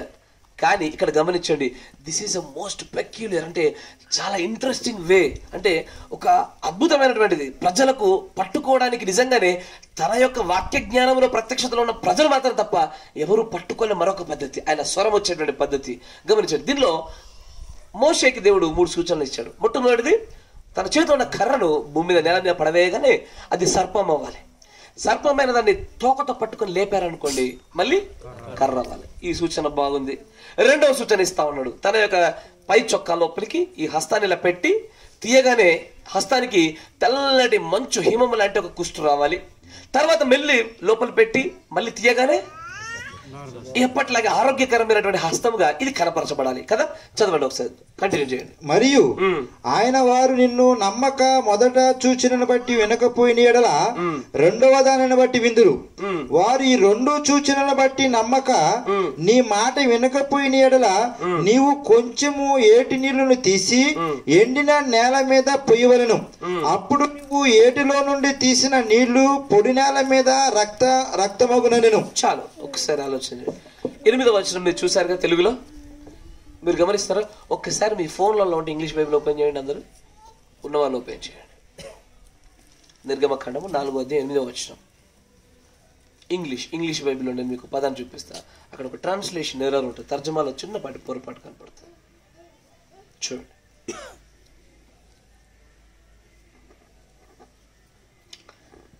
And it shall come to pass if they will not believe thee. అది ఖచ్చితంగా జరగవలసినదై ఉన్నది. ఒకవేళ వారు నేను నమ్మకపోయినట్లయితే, చూస్తున్నారా? Neither here can to the ఏముంది పురుషులు చదువుతారు. ఒక్క నిమిషం, పురుషులు చాలా నిశ్శబ్దంగా ఉంటున్నారు. ఏముంది అక్కడ? Voice of the first sign. దాన్ని తెలుగులో తర్జమ చేశారనుకోండి, మొదటి సూచన యొక్క స్వరం. మాట వింటున్నారా? Every symbol, every sign has a voice. ప్రతి సూచన వెంబడి, ప్రతి గుర్తు వెంబడి ఖచ్చితమైనటువంటి స్వరం ఉంటుంది. రోడ్డు మీద వెళ్తారు, ప్రయాణం చేస్తారు, ఇట్లా ఇలా ఇలా ఇలా కనబడుతుంది. ఎట్లా? ఇలా ఇలా ఇలా. ఏందది? అక్కడ రాయలేదు కదా స్పీడ్ బ్రేకర్ అని, బట్ ఆ స్వరం నీకు అర్థమైంది. అయ్యా మీకు అర్థం కాలా? ఇప్పుడు ముందు పోతున్నారు, కుడివైపు ఇట్లా యారో తిరిగి ఉంది, ఇట్లా ఏందది? మలుపు. రాయలేదు కదా అక్కడ మలుపు అని. ఇట్స్ అ సైన్, అదొక సూచన, అదొక గుర్తు. కానీ దాని వెనకాల ఒక స్వరాన్ని దాచిపెట్టు. దేవుడు కూడా మాట్లాడే విధానం ఇలాంటిదే. నా మాట వింటున్నారా? ఒకటి నేరుగా తనంతటగా మాట్లాడతాడు, రెండవది సూచనల గుండా మాట్లాడతాడు. కానీ ఈ సూచనలు పట్టుకోలేకపోయిన ప్రతిసారి కూడా ఆ సూచన వెంబడి వస్తున్న స్వరాన్ని ప్రజలు తప్పిపోతారు. నా మాట వింటున్నారా? మీకు ఒక విషయం చెప్తా చూడండి. మన ముస్లిం సహోదరులు ఉంటారు, వాళ్ళ బైబిల్లో యేసుక్రీస్తు వారి యొక్క శిలువ మరణాన్ని గురించి రాయబడి ఉంటుంది. ఏమంటుందంటే, it is appear to them as he has crucified but he is not crucified అని ఉంటుంది. అంటే వారికి ఆయన సిలువ వేయబడే కనబడుతుంది, కానీ సిలువ వేయబడలేదు అని రాయబడ్డది. నా మాట వినండి. వారి గ్రంథంలో కూడా క్రీస్తు ఉంటాడు, మన గ్రంథంలో కూడా క్రీస్తు కనబడుతూ ఉంటాడు. సమస్య ఏంటంటే వారికి మనకి ఉన్న వ్యత్యాసం ఏంటి చెప్తారు చూడండి, మంచిగా గమనించండి. వారి గ్రంథంలో ప్రవక్తలు లేరా? ఉన్నారు. వారి గ్రంథంలో క్రీస్తు లేడా? ఉన్నాడు. వారి గ్రంథంలో సూచనలు లేవా? ఉన్నాయి. సమస్య ఏంటంటే వారి గ్రంథాల్లో క్రీస్తు తీసుకొచ్చినటువంటి స్వరాన్ని సరిగా పట్టుకోలే, వారి గ్రంథాల్లో సూచనల వెంబడి వచ్చిన స్వరాన్ని సరిగా పట్టుకోలే, ప్రవక్తని సరిగా పట్టుకోలే. వాళ్ళు అంటారు ఏమో తెలుసా, యేసుక్రీస్తు వారికి ఒక గొప్ప ప్రవక్త, అంతేనా? ఈజ్ అ ప్రాఫిట్, కానీ ఆయన దేవుడు కాదు. ఎందుకు? వారు క్రీస్తు గుండా వచ్చిన స్వరాన్ని సరిగ్గా వినలేకపోయినారు. The problem is in the hearing the God's voice. Kristu యొక్క స్వరాన్ని వినకపోవడమే మన సమస్య. రెండోది, క్రీస్తు పునరుద్ధానుడు అయ్యాడన్న దానికి సూచన ఏంటయ్యా, గుర్తు ఏంటయ్యా? ఇదివరకు చెప్పా. ఎగ్జాక్ట్లీ. ఆ సమాధి దగ్గర ఉన్న బండ దొర్లించబడుడే క్రీస్తు యొక్క పునరుద్ధానానికి గుర్తు, సూచన. ఆ సూచనలు చూశారు కానీ వారు ఖచ్చితంగా సూచన నమ్మలే. ప్రవక్తను సరిగా పట్టుకోలేకపోయినారు, క్రీస్తును దేవుని పట్టుకోలేకపోయినారు, మరియు సూచన పట్టుకుపోయినారు. అందువల్లే వాళ్ళు దైవత్వంలో ఉన్నాం అనుకుంటేనే ఒక కొత్త మతాల్లోకి వెళ్ళిపోయినారు. నేను అడిగే ప్రశ్న ఏంటంటే, ఇది ఇప్పుడు మన ముస్లిం సహోదరులు కాబట్టి వాళ్ళు పక్కన ఉన్నారు. క్రైస్తవంలోకి వచ్చి చూడండి ఒకసారి. క్రైస్తవ్యంలోనే దేవుడి యొక్క స్వరాన్ని సరిగా పట్టుకున్న వారు ఉంటున్నారా? ఒకవేళ పట్టుకున్న వారు ఉంటే ఎన్ని డినామినేషన్లు ఉండకూడదు. కరెక్టేనా? నిజంగానే సూచనల వెంబడి వస్తున్న స్వరాలు గట్టిగా పట్టుకున్నట్లయితే ఇన్ని దగ్గర 4 లక్షలకు పైగా డినామినేషన్స్ ఉన్నాయ్యా. ఇన్ని ఒక డినామినేషన్ ఇంకో డినామినేషన్ పెళ్లి చేసుకోడు. కనబడితే ప్రైజ్ లార్డ్ ప్రైజ్ లార్డ్. అయ్యో, అది కూడా దాంట్లో కూడా వ్యత్యాసాలు. ఒకళ్ళేమో మరణాత అనాలని, మరొకరు షాలోమే అనాలని, మరొకరు ప్రైజ్ లార్డ్ అనాలని, మరొకరు మౌనంగానే అనాలని, వందనాలు చెప్పుకోమన్నాడని మరొకరని. మీరు వింటున్నారా? ఒకరే పౌలు గారు అచ్చంగా సహోదరులు ఒకరికొకరికి వందనాలు చెప్పుకోమన్నాడు బ్రదర్ అంటారు. నేను తప్పని చెప్పడంలా. ఈ వ్యత్యాసాలు ఎందుకు వచ్చాయో గమనిస్తే ఎక్కడో ఈ స్వరాల్ని సరిగా పట్టుకోలేకపోవడంలో సమస్య. కానీ దేవుడు తన స్వరాన్ని వినిపింపజేయడంలో ఎన్నడూ జాప్యము చేయలేదు. ప్రతి తరములోను, ప్రతి కాలంలోను, ప్రతి వ్యక్తి దగ్గర తన స్వరాన్ని ఎల్లప్పుడూ వినిపింపజేస్తూనే ఉంటాడు ఆయన. ఆమేన్. నా మాట వింటున్నారా? ఎల్లప్పుడూ వినిపింపజేస్తూనే ఉంటాడు. ఎన్ని మార్గాలు? 3 1 దేవుడు నేరుగా మాట్లాడే పద్ధతి, 2 ప్రవక్తల గుండా మాట్లాడే పద్ధతి, 3 సూచన ద్వారా, 4 ఏంటో చెప్పనయ్యా, వాక్యం ద్వారా. ఆమేన్. ఈ వాక్యం దగ్గరకు వచ్చేసరికి ఈ మిగిలిన 3 బాగా స్పష్టంగా అర్థమవుతాయి. వాక్యం దగ్గరకు వచ్చేసరికి వాక్యం ద్వారా దేవుడు మాట్లాడతాడు. అందరూ ఆమేన్ అంటారు దీనికి. God bless you, God bless you, God bless you. అందరి దగ్గర ఒకే వాక్యం ఉందిగా. ప్రొటెస్టెంట్ సంఘాల గురించి, రోమన్ క్యాథలిక్ సహోదరులు కాస్త పక్కన పెట్టండి. ఇక వాళ్ళు వెరీ స్పెషల్ కేసు వాళ్ళది. వాళ్ళ గ్రంథాలు 66 కాదు, ఎక్కువ ఉంటాయి. ఇంకా 71, 72, 73 పోతాయి. ఇంకా అంత కాదు, గట్టిగా అడిగితే మేము దాచిపెట్టుకున్నాం అందరికి తెలియకుండా అని చెప్పేసి వాటికన్ సిటీలో ఉన్నాయని చెప్పి ఇంకా 100 పొడి చెప్తారు వాళ్ళు. అట్ట కాదు. ప్రొటెస్టెంట్ సంఘాల బైబిల్ చూడండి, అందరి దగ్గర ఒకే వాక్యం ఉందిగా, అందరి దగ్గర ఒకే తీరు ఉందిగా. అయినను సరే అందరూ ఒకే రకమైన ప్రత్యక్షత పట్టుకోలేకపోయినారు. The problem lies in the hearing the voice of God. సమస్య వచ్చిందల్లా దేవుని స్వరాన్ని సరిగ్గా వినుటలోనే తప్పిదం వచ్చింది. సరిగ్గా పట్టుకోలేకపోయినారు. నా మాట వింటున్నారా? మరి ఎటగయ్యా అసలు దేవుని స్వరం సరిగ్గా ఎలాంటి కరప్షన్ లేకుండా, అంటే నా దగ్గరికి ఎవడో మానవుల చేత ఆ వాక్యం కల్పించేపడి బోధగా లేకుండా నేను నా దగ్గరికి రావాలంటే నేను ఏం చేయాలి బ్రదర్? ఏం చేయాలా? మనసు దగ్గర పడుకోవాలి అంతే. ఆమేన్. నా మాట వింటున్నారా? మనసు దగ్గర పడుకుంటే చాలు, స్వరం నేరుగా వస్తుంది. ఒక్క మారు కాదు, నీవు గుర్తెరుగు వరకు వచ్చేస్తుంది. అది ఒకసారి వచ్చి ఆగిపోలే, 2 సార్లు వచ్చి ఆగిపోలే, 3వ మారు కూడా వస్తుంది. నువ్వు పట్టుకునేంత వరకు వస్తుంది. 3వ నేను ఎట్లా అంత కొంతమంది అంటారు ఏమో తెలుసా, 3వ మారు కూడా ఒకవేళ సమూయేలు గారు ఒకవేళ దేవుడు పిలిచేవాడు పలకపోయి ఉంటే దేవుడు వదిలేసేవాడు అంటారు. నేనేమంటే లేదు, మన తండ్రి అట్లా అంటాడు కాదు. పొద్దున స్కూల్కి లేట్ అవుతుంటే 10 సార్లు లేపినా కూడా లేవకపోతే 11 తని లేపుతావు చూడు. లేపుతావా? నీ పిల్లలు లేపుతావా? లేపవా? నీకంటే అధికమైన ప్రేమ కలిగిన తండ్రి ఆయన. ఒకవేళ సమయంలో 3వ సంఘం లేవనుకో, తలగా అని కొట్టి ఎన్నిసార్లు పిలవాలే అంటాడు ఆయన. అనాల్సిందే, ఎందుకంటే ఆయన ప్రేమ అయి ఉన్నాడయ్యా. ఆయన చిత్తం ఏంటో తెలుసా? బైబిల్లో చాలా చోట్ల దేవుని చిత్తం గురించి మాట్లాడుతూ అంటాడు, ఏ మానవుడు నశించిపోవడం దేవుడి చిత్తంలో లేదు అసలు. ఏ ఒక్క మనుషుడు తప్పిపోవడానికి ఆయన ఎన్నడూ ఇష్టపడాడు. ఆయన మనుషుడు కావాలని తనతాడు తానుగా పడిపోతాడు తప్ప ఆయన ఎన్నడూ కూడా మనుషుని పడిపోవడానికి ఆయన ఎప్పుడు కూడా అలాంటి అవకాశం ఇవ్వడు. అట్లాగే అక్కడున్న సమయాలు కూడా అంతే. అక్కడ ఉన్నటువంటి ఆ సమయాలు కూడా ఏం చేయాలి తెలుసయ్యా? 3వ వారు ఒకవేళ పలకలేకపోయినప్పటికీ కూడా దేవుడు మరొక అవకాశాన్ని ఇచ్చేవాడే. ఇస్తాడే కూడా. ఒకవేళ 2 సార్లు ఇచ్చి 3వ మరి ఇవ్వడన్నాను అనుకోండి, ఒకసారి మన జీవితాలు చూసుకోవాలయ్యా. ఒకసారి మన జీవితాలు పక్కలో వద్దు, మన ఈపే చూసుకోవాలా. మన ఈపు చూసుకుంటే చాలు. కోప్పడద్దు అనుకుని 2 సార్లు కాదు, 3 సార్లు కాదు, 2000 సార్లు కోప్పడి ఉండొచ్చు మనం. దొరలొద్దు అనుకుంటే 100 సార్లు దొరలేము. అబద్ధాలు ఆడద్దు అనుకుంటే 100 సార్లు అబద్ధాలు ఆడాం. కేవలం 2వ మారులో అవకాశాన్ని ఇచ్చి 3వ మారు తీసేయాలనుకుంటే ఈ పాటికి మనం అందరం నశించిపోయాడు. అట్లా నిజం చెప్పాలంటే అట్లా ఏ ఒక్క మనుషుడు ఉండకపోయేవాడు. అంతేనా కదా? చివరికి పరలోక తాళం చీలు పట్టుకున్న పౌలు గారు మన పేతురు గారి పరిస్థితి అంతే. ఒకటి అబద్ధం ఆడిండు, 2 అన్నజనులతో కూర్చొని భోజనం చేసేటప్పుడు వెనకాలాడిండు. అందుకే కేఫా అనబడినటువంటి అతన్ని గద్దించి తినని పౌలు గారు రాస్తారు. Yes, he has done several mistakes. అబద్ధం ఒకసారి ఆడిండా? ఎన్నిసార్లు ఆడిండు? బైబిల్లో రాయబడింది దాని ప్రకారంగా 3 సార్లు ఆడిండు. అటు అప్పటికి అవకాశాలు అయిపోయినాయి, లేదు ఇక అయిపోయింది, ఎక్స్పైర్ అయిపోయింది ఆయన. ఇక అట్ట కుదరదు. దేవుడు తన స్వరాన్ని ఎల్లప్పుడూ వినిపింపజేస్తాడు. ఎప్పటి వరకు అయ్యా అంటే ఆయన నిర్ణయ కాలం అంటుంటే చూసారా, అప్పటి వరకు ఆయన మాట్లాడడం ఎన్నటికీ ఆపడాయన. ఎల్లప్పుడూ తనకంటూ ఒక రిప్రజెంటేటివ్ ఉంటాడు భూమి పైన ఎల్లవేళలా. కానీ ఒకసారి ఆలోచన చేయండి, హెబ్రీ పత్రిక 1వ అధ్యాయం 1వ వచనం ప్రకారంగా పితరులలో ప్రవక్తల గుండా మాట్లాడిన దేవుడు ఈ కాలముందు తన కుమారుడి ద్వారా మాట్లాడాడు. ఆమేన్.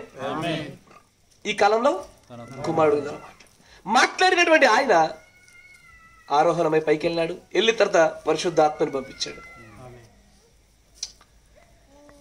ఒకప్పుడు ప్రవక్తలు శరీరధారిగా కనబడి వాళ్ళకుండా దేవుడు మాట్లాడినాడు. 2, దేవుడే తనంతట తానుగా సశరీరుడుగా శరీరం ధరించుకొని ఆయన ఆ శరీరం కూడా మాట్లాడినాడు. దేవుడు ఒకసారి ఒక పద్ధతిని అవలంబిస్తే మరలా అదే పద్ధతిని అవలంబిస్తాడు ఆయన. ఈ has the same pattern every time. ఎందుకంటే హెబ్రీ పత్రికలో 13వ అధ్యాయం 8వ వచనం ప్రకారం నిన్న నేడు నిరంతరం ఏకరీతిగా ఉంటాడు ఆయన. ఈ ఫాలోస్ ద సేమ్ ప్లాన్ ఎల్లవేళ. అంటే ఇప్పుడు కూడా కొంతమంది అంటారు ఏమంటే ఈ కాలంలో మనకు పరిశుద్ధాత్ముడి ద్వారా మాట్లాడతాడు బ్రదర్. ఆమేన్, ఆమేన్. కానీ ఆ పరిశుద్ధాత్మ మాట్లాడాలంటే అదొక శరీరంలో కుమ్మరించబడాలి. That holy spirit needs a body. ఆ బాడీ లేకుండా హోలీ స్పిరిట్ మాట్లాడదు. ఆ బాడీ లేకుండా చేయదు. బాడీ లేకుండా మాట్లాడుతుందంటే బ్రదర్ నేను ప్రార్థన చేస్తున్నప్పుడు నాకు పరిశుద్ధాత్మ బయలుపరిచాడు, నువ్వు ఇలాంటి విషయాలు నీ పక్కన ఇంకో విశ్వాసికి చెప్పు. నాకు చెప్పాను అనుకో, నేను వచ్చి క్వశ్చన్ అడుగుతా. అంటే నేరుగా స్వరం విన్నావా? నేరేమైనా స్వరం వినిపించిందా? లోపల నాకు అనిపించింది అంటే అనిపించిందా వినిపించిందా? ఇంత చెప్పాను. ఇంకోసారి నా దగ్గర దేవునితో మాట్లాడాను, ఇంకోసారి ఆ మాట కూడా అన్నాడు నా దగ్గర. ఏమన్నాడు అన్నాడు. ఎందుకంటే దేవుడి యొక్క స్వరం వినడంలో ఉన్నటువంటి ఆ లోతు తెలియకపోయేసరికి ప్రతి ఒక్కరు తమకు తోచింది చెప్తా ఉంటారు. ఒకరు అంటారు నన్ను దేవుడు ఆ ప్రాంతానికి వెళ్ళమన్నాడు. నేను అడుగుతా ఎట్లా మాట్లాడాడు దేవుడు? ఏ రూపంలో మాట్లాడుతున్నాడు నీతో? వాక్య రూపంలో మాట్లాడినాడా? సూచన రూపంలో మాట్లాడుతున్నాడా? ప్రవక్తల గుండా మాట్లాడుతున్నాడా? ఆయన నేరుగా మాట్లాడినాడా? హౌ? కానీ ఆ స్వరాన్ని పట్టుకోవడంలోనే గొప్ప శక్తి దాగుంటుంది. ఆ స్వరాన్ని విన్న వాళ్ళకి ఖచ్చితమైనటువంటి ఆ పరలోక రాజ్యం దాచిపెట్టబడి ఉంది. అందుకే బైబిల్ అంటే ఏం తెలుసా, నా స్వరము విన్నవారు మాత్రమే నావారు, నా గొర్రెలు నా స్వరం ఏంటాయి. మీకు గొర్రెల గురించి తెలుసు కదా. గొర్రెల దగ్గర ఒక కాపరి ఉన్నాడు అనుకోండి, వాడికి ఒక ప్రత్యేకమైన సౌండ్ ఉంటుంది. ఎట్లా అంటారు అయ్యాడు? సిగ్గు చెప్పరు. ఒక్కొక్క స్వరం ఒక్కొక్క కాపరికి ఒక్కొక్క స్వరం ఉంటుంది కదయ్యా. ఒక్కొక్క కాపరికి ఒక్కొక్క స్వరం ఉంటుంది. ఒక కాపరి ఎట్లా మాట్లాడతారంటే దేవుడు మిమ్మల్ని కాపాడుతాడు, అది ఆ కాపరి స్వరం. మరొక కాపరి ఏమంటుంది దేవుడు మిమ్మల్ని కాపాడుతాడు, అదొక స్వరం. ఎవ్రీ కదా, అంతేనా కదా? ప్రతి కాపరికి ఒక్కొక్కరికి ఒక్కొక్క స్వరం ఉంటుంది. నేను చెప్పేది స్పిరిచువల్గా. భౌతికంగా చూడండి, ఆ మేకలు గొర్రెలు కాచేవాడికి కూడా, ముఖ్యంగా గొర్రెలు కాచేవాడికి అతడి స్వరానికి అవి లోబడి వస్తాయి. మీకు యూట్యూబ్లో దొరుకుతాయి, చూడండి ఒకసారి. అక్కడెక్కడో ఉండేటువంటి గొర్రెలు అతని స్వరం వస్తేనే అన్ని దగ్గరకు వచ్చి అక్కడ సమకూర్చబడతాయి. వేరేవాడు అదే స్వరాన్ని మిమిక్ చేసినా, ఎంత కాపీ కొట్టినా ఒక్క గొర్రె రాదు. ఇంటే అవి చూస్తాయి, ఇది మావాడు కాదులే అని చెప్పేసి అక్కడ నిలిచిపోతాయి. వినకుండా ఉండవు, వింటాయి అవి, కానీ మావాడు కాదు వీడు. ఇది మావాడు కాదు, ఎవడో వేరేవాడు వీడు. వీడు దూషకుడు, వీడు ఖచ్చితంగా మోసం వేసుకొని వేషం వేసుకొని వస్తున్నటువంటి వెలుగుదూత వేషం వేసుకొని వస్తున్నవాడు వీడు. జాగ్రత్త అనుకుంటే తోడేలాంటి జాగ్రత్త అంటే. కానీ అయ్యా ఈ కాలంలో కూడా అదే పరిస్థితి జరుగుతుంది. స్వరాన్ని గుర్తెరగడంలో ప్రజలు ఎందుకు విఫలుడవుతున్నారు? ఎట్లా గుర్తెరుగుతారు స్వరాన్ని? ఒక్కొక్క పద్ధతికి ఒక్కొక్క వ్యాలిడేషన్ పద్ధతి ఉంటుంది. అంటే దేవుడు తన స్వరాన్ని వినిపింపజేస్తున్న ఒక్కొక్క మార్గాన్ని మనం నిజంగానే సరి అయినదా కాదా అని కనుక్కోవడానికి ఒక్కొక్క పద్ధతి ఉంటుంది. సూచనలు గుండా వస్తుంది అనుకోండి. ఏ సూచన అయితే మోసే చేశాడో అక్కడ ఉన్నటువంటి ఆ మంత్రాలు అవి చేశారు. అయ్యా ఏ సూచనలు అయితే, ఏ స్వరం అయితే ప్రవక్తలు గుండా మాట్లాడుతున్నారో అబద్ధ ప్రవక్తలు వచ్చారు. ఏ స్వరం అయితే క్రీస్తు గుండా వచ్చిందో అబద్ధ క్రీస్తుల గుండా వస్తుంది.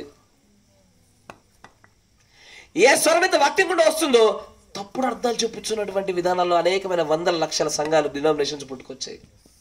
మరి వీటిల్లో సర్వసత్యాన్ని అంటే నియంత్రించేటువంటి ఆయన స్వరాన్ని మాత్రమే పట్టుకోవడం ఎట్లకయ్యా?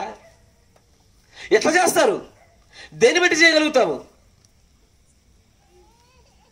ఇంతకీ మీరు దేవుని యొక్క స్వరాన్ని పట్టుకోగలిగినారా? ఆమేన్.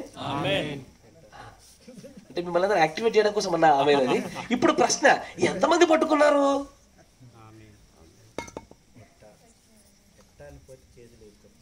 ఎట్లా అనలేను, పట్టుకున్నారా?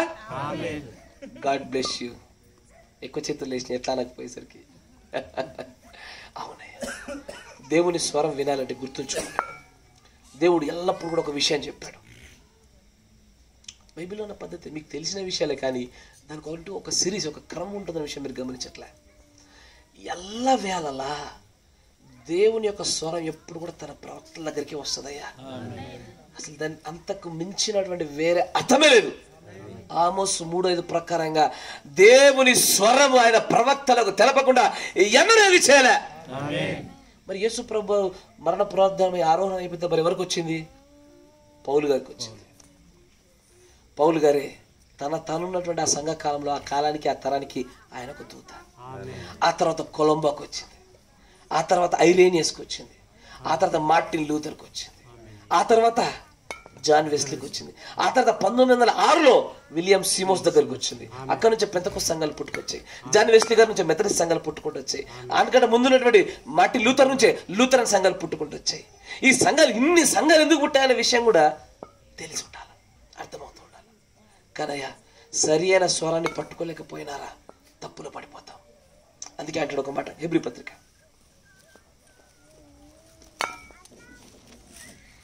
3:13 నేడు 3:13 హెబ్రీ 3:13 నేడు మీరాయన శబ్దములను వినిన ఎడల కోపము పుట్టించినప్పటి వలె మీ హృదయములను కఠినపరచుకొనుకుడని. అయ్యో, అంటే ఆయన శబ్దమును, ఆయన స్వరమును, ఇంగ్లీష్ లో వాయిస్ అని ఉంటుంది, ఆయన స్వరాన్ని వింటున్నప్పుడు హృదయాన్ని కఠినపరచుకుంటారా? ఇదివరకు పితరుల్లో జరిగిన కార్యం కనుక నేటికి అదే జరుగుతుంది. కాబట్టి ఆయన స్వరమును వింటున్నప్పుడు మన హృదయాలు కఠినపరచుకోవద్దు. ఆయన స్వరం వింటున్నప్పుడు కనుక మనకది అడ్డురాయిగా ఉందనుకోండి, మనకు మూలరాయి, పునాది రాయి తగలదు, తలరాయి ఎప్పటికీ రాదు.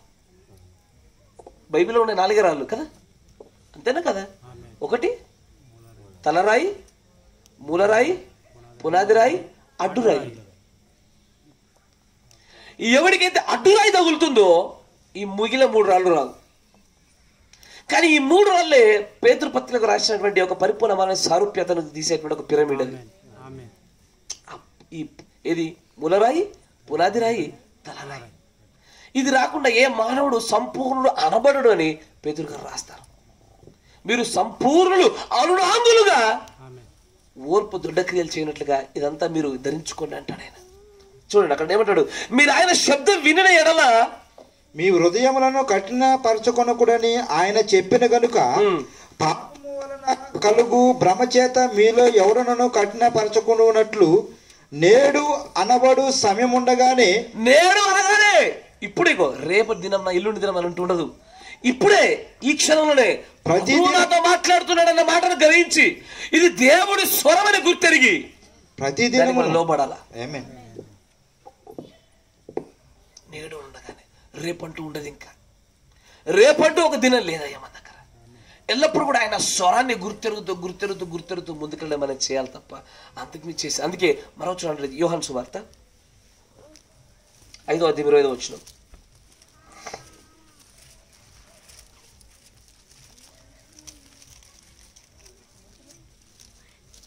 John 5:23, 5:25 అనుకుంటా.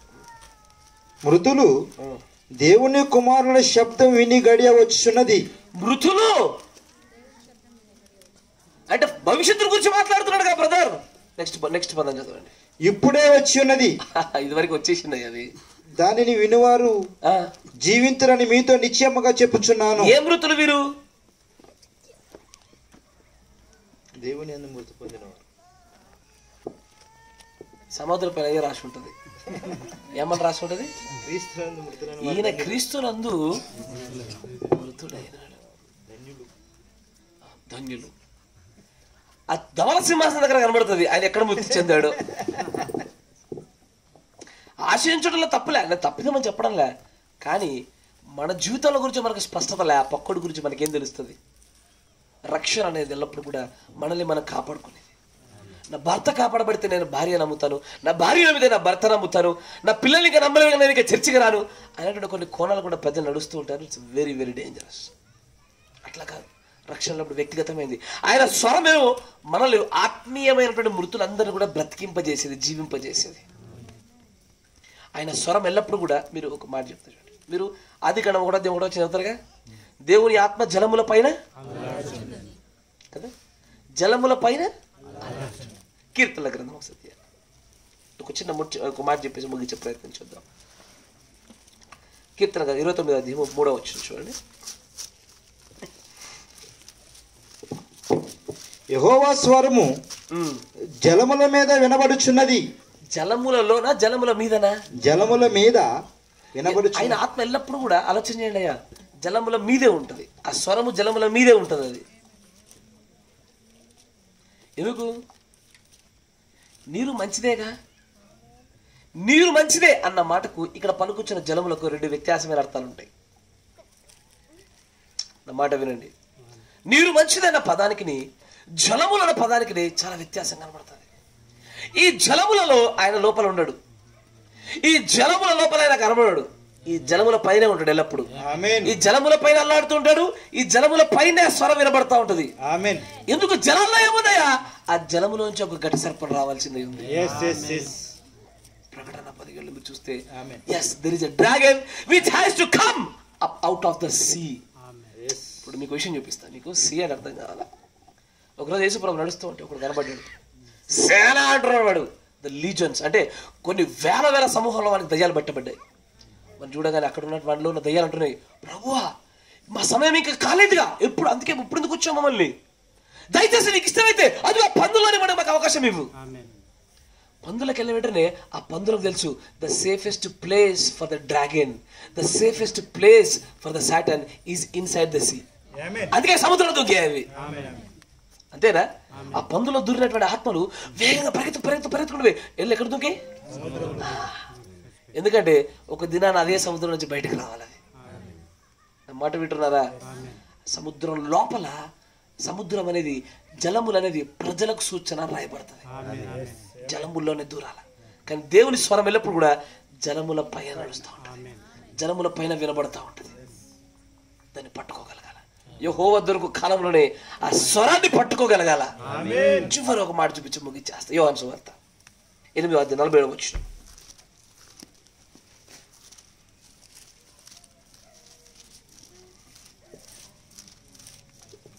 మీరు మీ తండ్రి క్రియలు చేయుచున్నారని. మీ తండ్రి క్రియలు చేయుచున్నారు. మీ తండ్రి ఎవరు? వారి తండ్రి. చదవండి. చేయుచున్నారని వారితో చెప్పెను. అందుకు వారు, మేము వ్యభిచారం వలన పుట్టిన వారము కాము, దేవుడు ఒక్కడే మాకు తండ్రి అని చెప్పగా, యేసు వారితో ఇట్టనెను, దేవుడు మీ తండ్రి అని ఎడల మీరు నన్ను ప్రేమింతురు. నేను దేవుని యొద్ద నుండి బయలుదేరి వచ్చి ఉన్నాను, నా అంతటి నేను వచ్చి ఉండలేదు, ఆయన నన్ను పంపెను. మీరెలా నా మాటలను గ్రహింపకున్నారు? అరే ఆలోచించండి. మీరు ఎలా స్వరాన్ని పట్టుకోలేకపోతున్నారు? ఎస్ ఆమేన్. నేను మీ ముందు నిలబడ్డానుగా, నేను మీతోనే మాట్లాడుతున్నానుగా, మిమ్మల్ని రక్షించడానికి వచ్చానుగా, అయినా స్వరాన్ని మీరు ఎలా గ్రహింపకున్నారు? స్వరము వినిపించబడుటలో లోపం లేదు, కానీ స్వరం యొక్క వినికిడిలో లోపం ఉన్నది, స్వరమును గ్రహించుట లోపం ఉన్నది. మీరు మీరు నా బోధ విననేరకుండట వలనే కదా. బోధ వింటేనే కదా నా స్వరం మీకు అర్థమయ్యేది. బోధ కరెక్ట్ వచ్చారు మీరు. ఆ బోధ వింటేనే దేవుడి స్వరం ఆ బోధ కూడా మనకు అర్థమయ్యేది. ఆయన ఏం మాట్లాడాలనుకుంటున్నాడు, ఏం బయలుపరచాలనుకుంటున్నాడు, ఆ స్వరం మీకు ఏం తెలియజేస్తుందంటే ఆయన చిత్తాన్ని మీకు బయలుపరుస్తుంది. ఆయన చిత్తము వేరువేరుగా ఉంటుందండి, గమనించండి.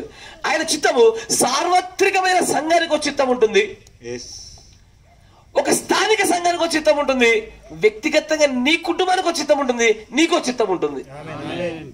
చిత్తం అంటేనే ప్రణాళిక. సార్వత్రిక సంఘానికి ఒక ఖచ్చితమైన చిత్తం ఏంటది? ఆయన యొక్క పరిశుద్ధతలో మనం ఎప్పుడు కూడా ఎదుగుతూ ఉండాలా, ఇది ఆయన ఏర్పాటు చేసుకున్న చిత్తం అని అంటాడు. కానీ నీ పట్ల ప్రత్యేకమైన చిత్తం ఉంటుంది. శిష్యులందరూ పరిశుద్ధులే, కానీ శిష్యులందరికీ ఒకే రకమైన పాత్ర రాలే, శిష్యులందరి దగ్గర తలచూపులు లేవు, శిష్యులందరికీ ఒకే రకమైనటువంటి పని అప్పచెప్పబడలే. అట్లాగే సార్వత్రిక సంఘం చిత్తం వేరు, ఒక స్థానిక సంఘ చిత్తం వేరు, ఒక కుటుంబం యొక్క చిత్తం వేరు, నీ పట్ల దేవుడు కలిగిన చిత్తం వేరు. ఇవన్నీ తెలియపరచబడాలంటే బోధ వింటేనే ఆ స్వరం గ్రహిస్తారు. మాట వింటున్నారా? బోధ వింటేనే దేవుడి స్వరం వినబడుతుంది. బోధ ఎక్కడి నుంచి వస్తుంది? తన సేవకుల దగ్గర నుంచి వస్తుంది. అందుకే అంటాడు, తన ప్రవక్తలకు బయలుపరచుకునేది. ఇది దేవుడు ఏర్పాటు చేసిన మార్గం. ఇది కాకుండా ఆయన స్వరాన్ని పట్టుకోవడం ఇంకెప్పటికీ సాధ్యం కాదు.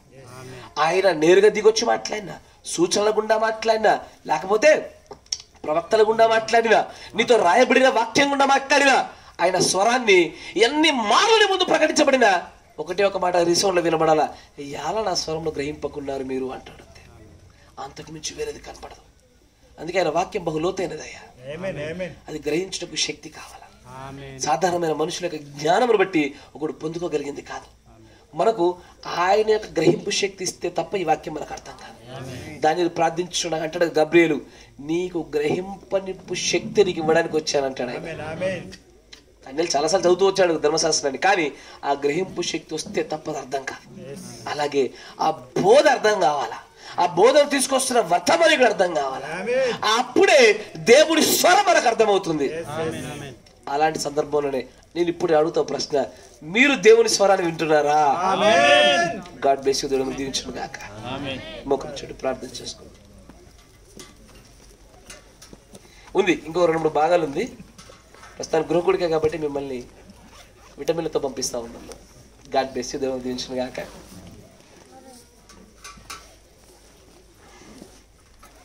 మోకరించండి. చెప్పబడిన వాక్యం మనందరిలో క్రియేట్ చేయబడులాగున, అంతేకాకుండా ఈ కుటుంబంలో ఉన్న గృహస్థులు, వారి బంధుమిత్రులు, పిల్లలు, వారి యొక్క స్థిరచర ఆస్తుల విషయంలో, వారు చేస్తున్న జీవనోపాధి విషయం అన్నింటిలో కూడా దేవుడు వీరి కుటుంబానికి తోడుగా ఉండలేదని మనం ప్రార్థన చేద్దాం. మన మధ్యలో సహోదరులు రూబేన్ బ్రదర్ గారు ప్రార్థన చేస్తారు. చిన్న ప్రార్థన క్లుప్తంగా.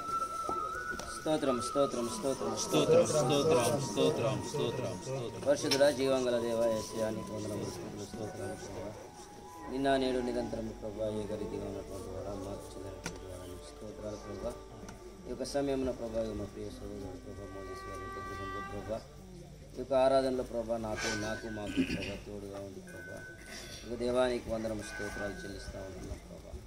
ఇంతవరకు మాతో మాట్లాడినందుకు నీకు వందనములు స్తోత్రాలు చెల్లిస్తూ ఉంటున్నాం ప్రభా.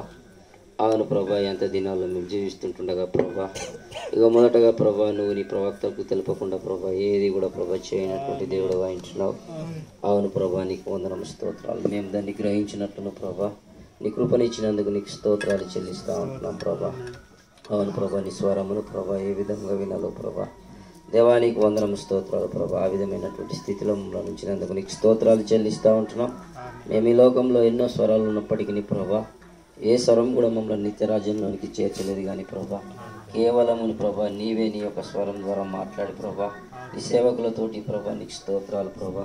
ఇక వ్యక్తిగతంగాను ప్రభా నీకు స్తోత్రాలు ప్రభా. ఇక నువ్వు దేవాన్ని సేవకులను నిలబెట్టి ప్రభా సంఘానికి కావలసినటువంటి హెచ్చరింపుల ద్వారా ప్రభా మా స్థితిగతులతో ప్రభా చూపుతూ మాట్లాడేటువంటి దేవుడు వాయించున్నాం అని మేము నమ్ముతా ఉంటున్నాం. అవును ప్రభా, దాన్ని ప్రభా మేము వెళ్ళవేళలా ప్రభా చిరసావహిస్తూ ప్రభా ఇగో నీ పిలుపుకు తగ్గట్లుగా నీ స్వరానికి తగ్గట్లుగా ప్రభా ఈ స్వరాన్ని ప్రభా మేము గురితెరిగే భాగ్యాన్ని మాకు దయచేయమని ప్రార్థిస్తూ ఉంటున్నాం. ఇంకా నువ్వు దేవానికి వందనం స్తోత్రాలు. మీ ఆతిథ్యం ఇచ్చినటువంటి గృహానికి కూడా ప్రభా అలాంటి స్థితిని భాగ్యం మీరు కలగజేయండి. ముఖ్యంగా ఈ కుటుంబానికి సమాధానం కలుగును గాక ప్రభా. వారి యొక్క విషయంలో కొన్ని కృప చూపండి, కనికరించండి ప్రభా. వారి అన్నదమ్ముల విషయంలోని, వారి బంధువుల విషయంలోని మీ ప్రభా, ఇక వారి రక్త సంబంధికుల విషయంలోని మీ ప్రభా, వారు చేస్తున్నటువంటి వ్యాపార విషయంలోని మీ ప్రభా, వాహనముల విషయంలోని మీ ప్రభా, అన్నిట్లో ప్రభా మీరు వృద్ధిపరచమని ప్రార్థిస్తా ఉంటున్నాం. ముఖ్యంగా నీ దైవ భక్తుల ప్రభా వారిని కను బలపరచమని ప్రార్థిస్తా ఉంటున్నాం. అవును ప్రభా, నీ చిత్తం అయితే ప్రభా వారికి నీ రక్షణ భాగ్యం కూడా మీరు దయచేయమని ప్రార్థిస్తా ఉంటున్నాం. నీ నిజమైనటువంటి స్వరముని ప్రభా మీరు వినిపింపజేసి ఉంటుండగా ప్రభా దాన్ని వినగలిగేటువంటి చెవులను, గ్రహించేటువంటి హృదయాన్ని సమయం మరికి అనుగ్రహించమని ప్రార్థిస్తా ఉంటున్నాం.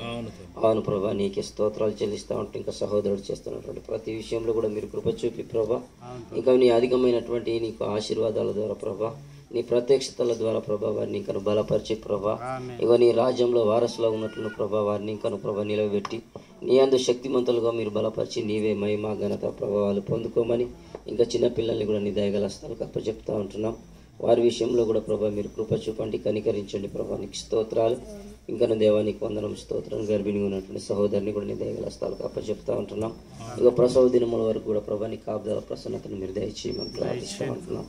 అవును ప్రభా, మీరే కాచే దేవుడు వాయించుండగా ప్రభా ఆ కుమారి చుట్టూ ప్రభా నీ కాంచన నీ కాపుదలను గ్రహించు సహాయం దయచి ఇంకా దేవా కడుపులో ఉన్నటువంటి శిశువు కూడా మంచి ఆరోగ్యాన్ని మీరు దయచేయమని ప్రార్థిస్తూ ఉంటున్నాం.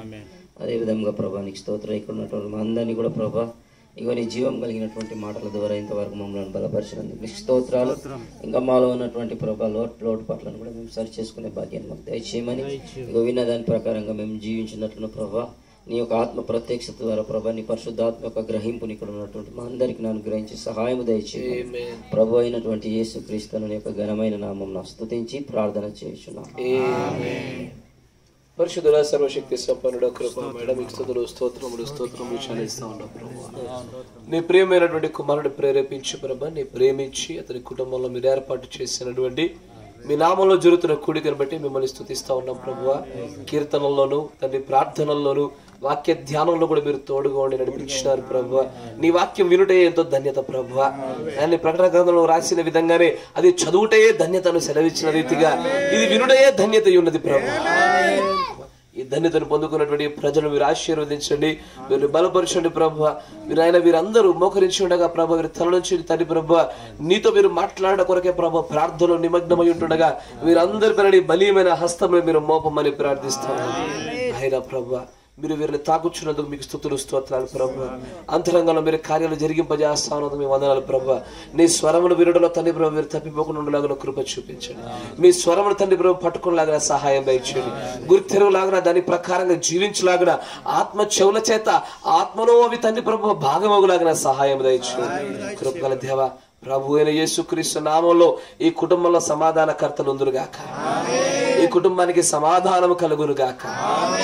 ఈ కుటుంబంలో తండ్రి ప్రభునైనా వారి బంధువుల్ని వారి నాయన అన్నదమ్ముల్ని ఆయన వారి యొక్క వదినలను తండ్రి ప్రభు వారి తల్లిదండ్రుల్ని నేను తండ్రి ప్రభు అదేవిధంగా రేవంత్ యొక్క కుమార్తెను కూడా మీరు జ్ఞాపకం చేసుకోండి.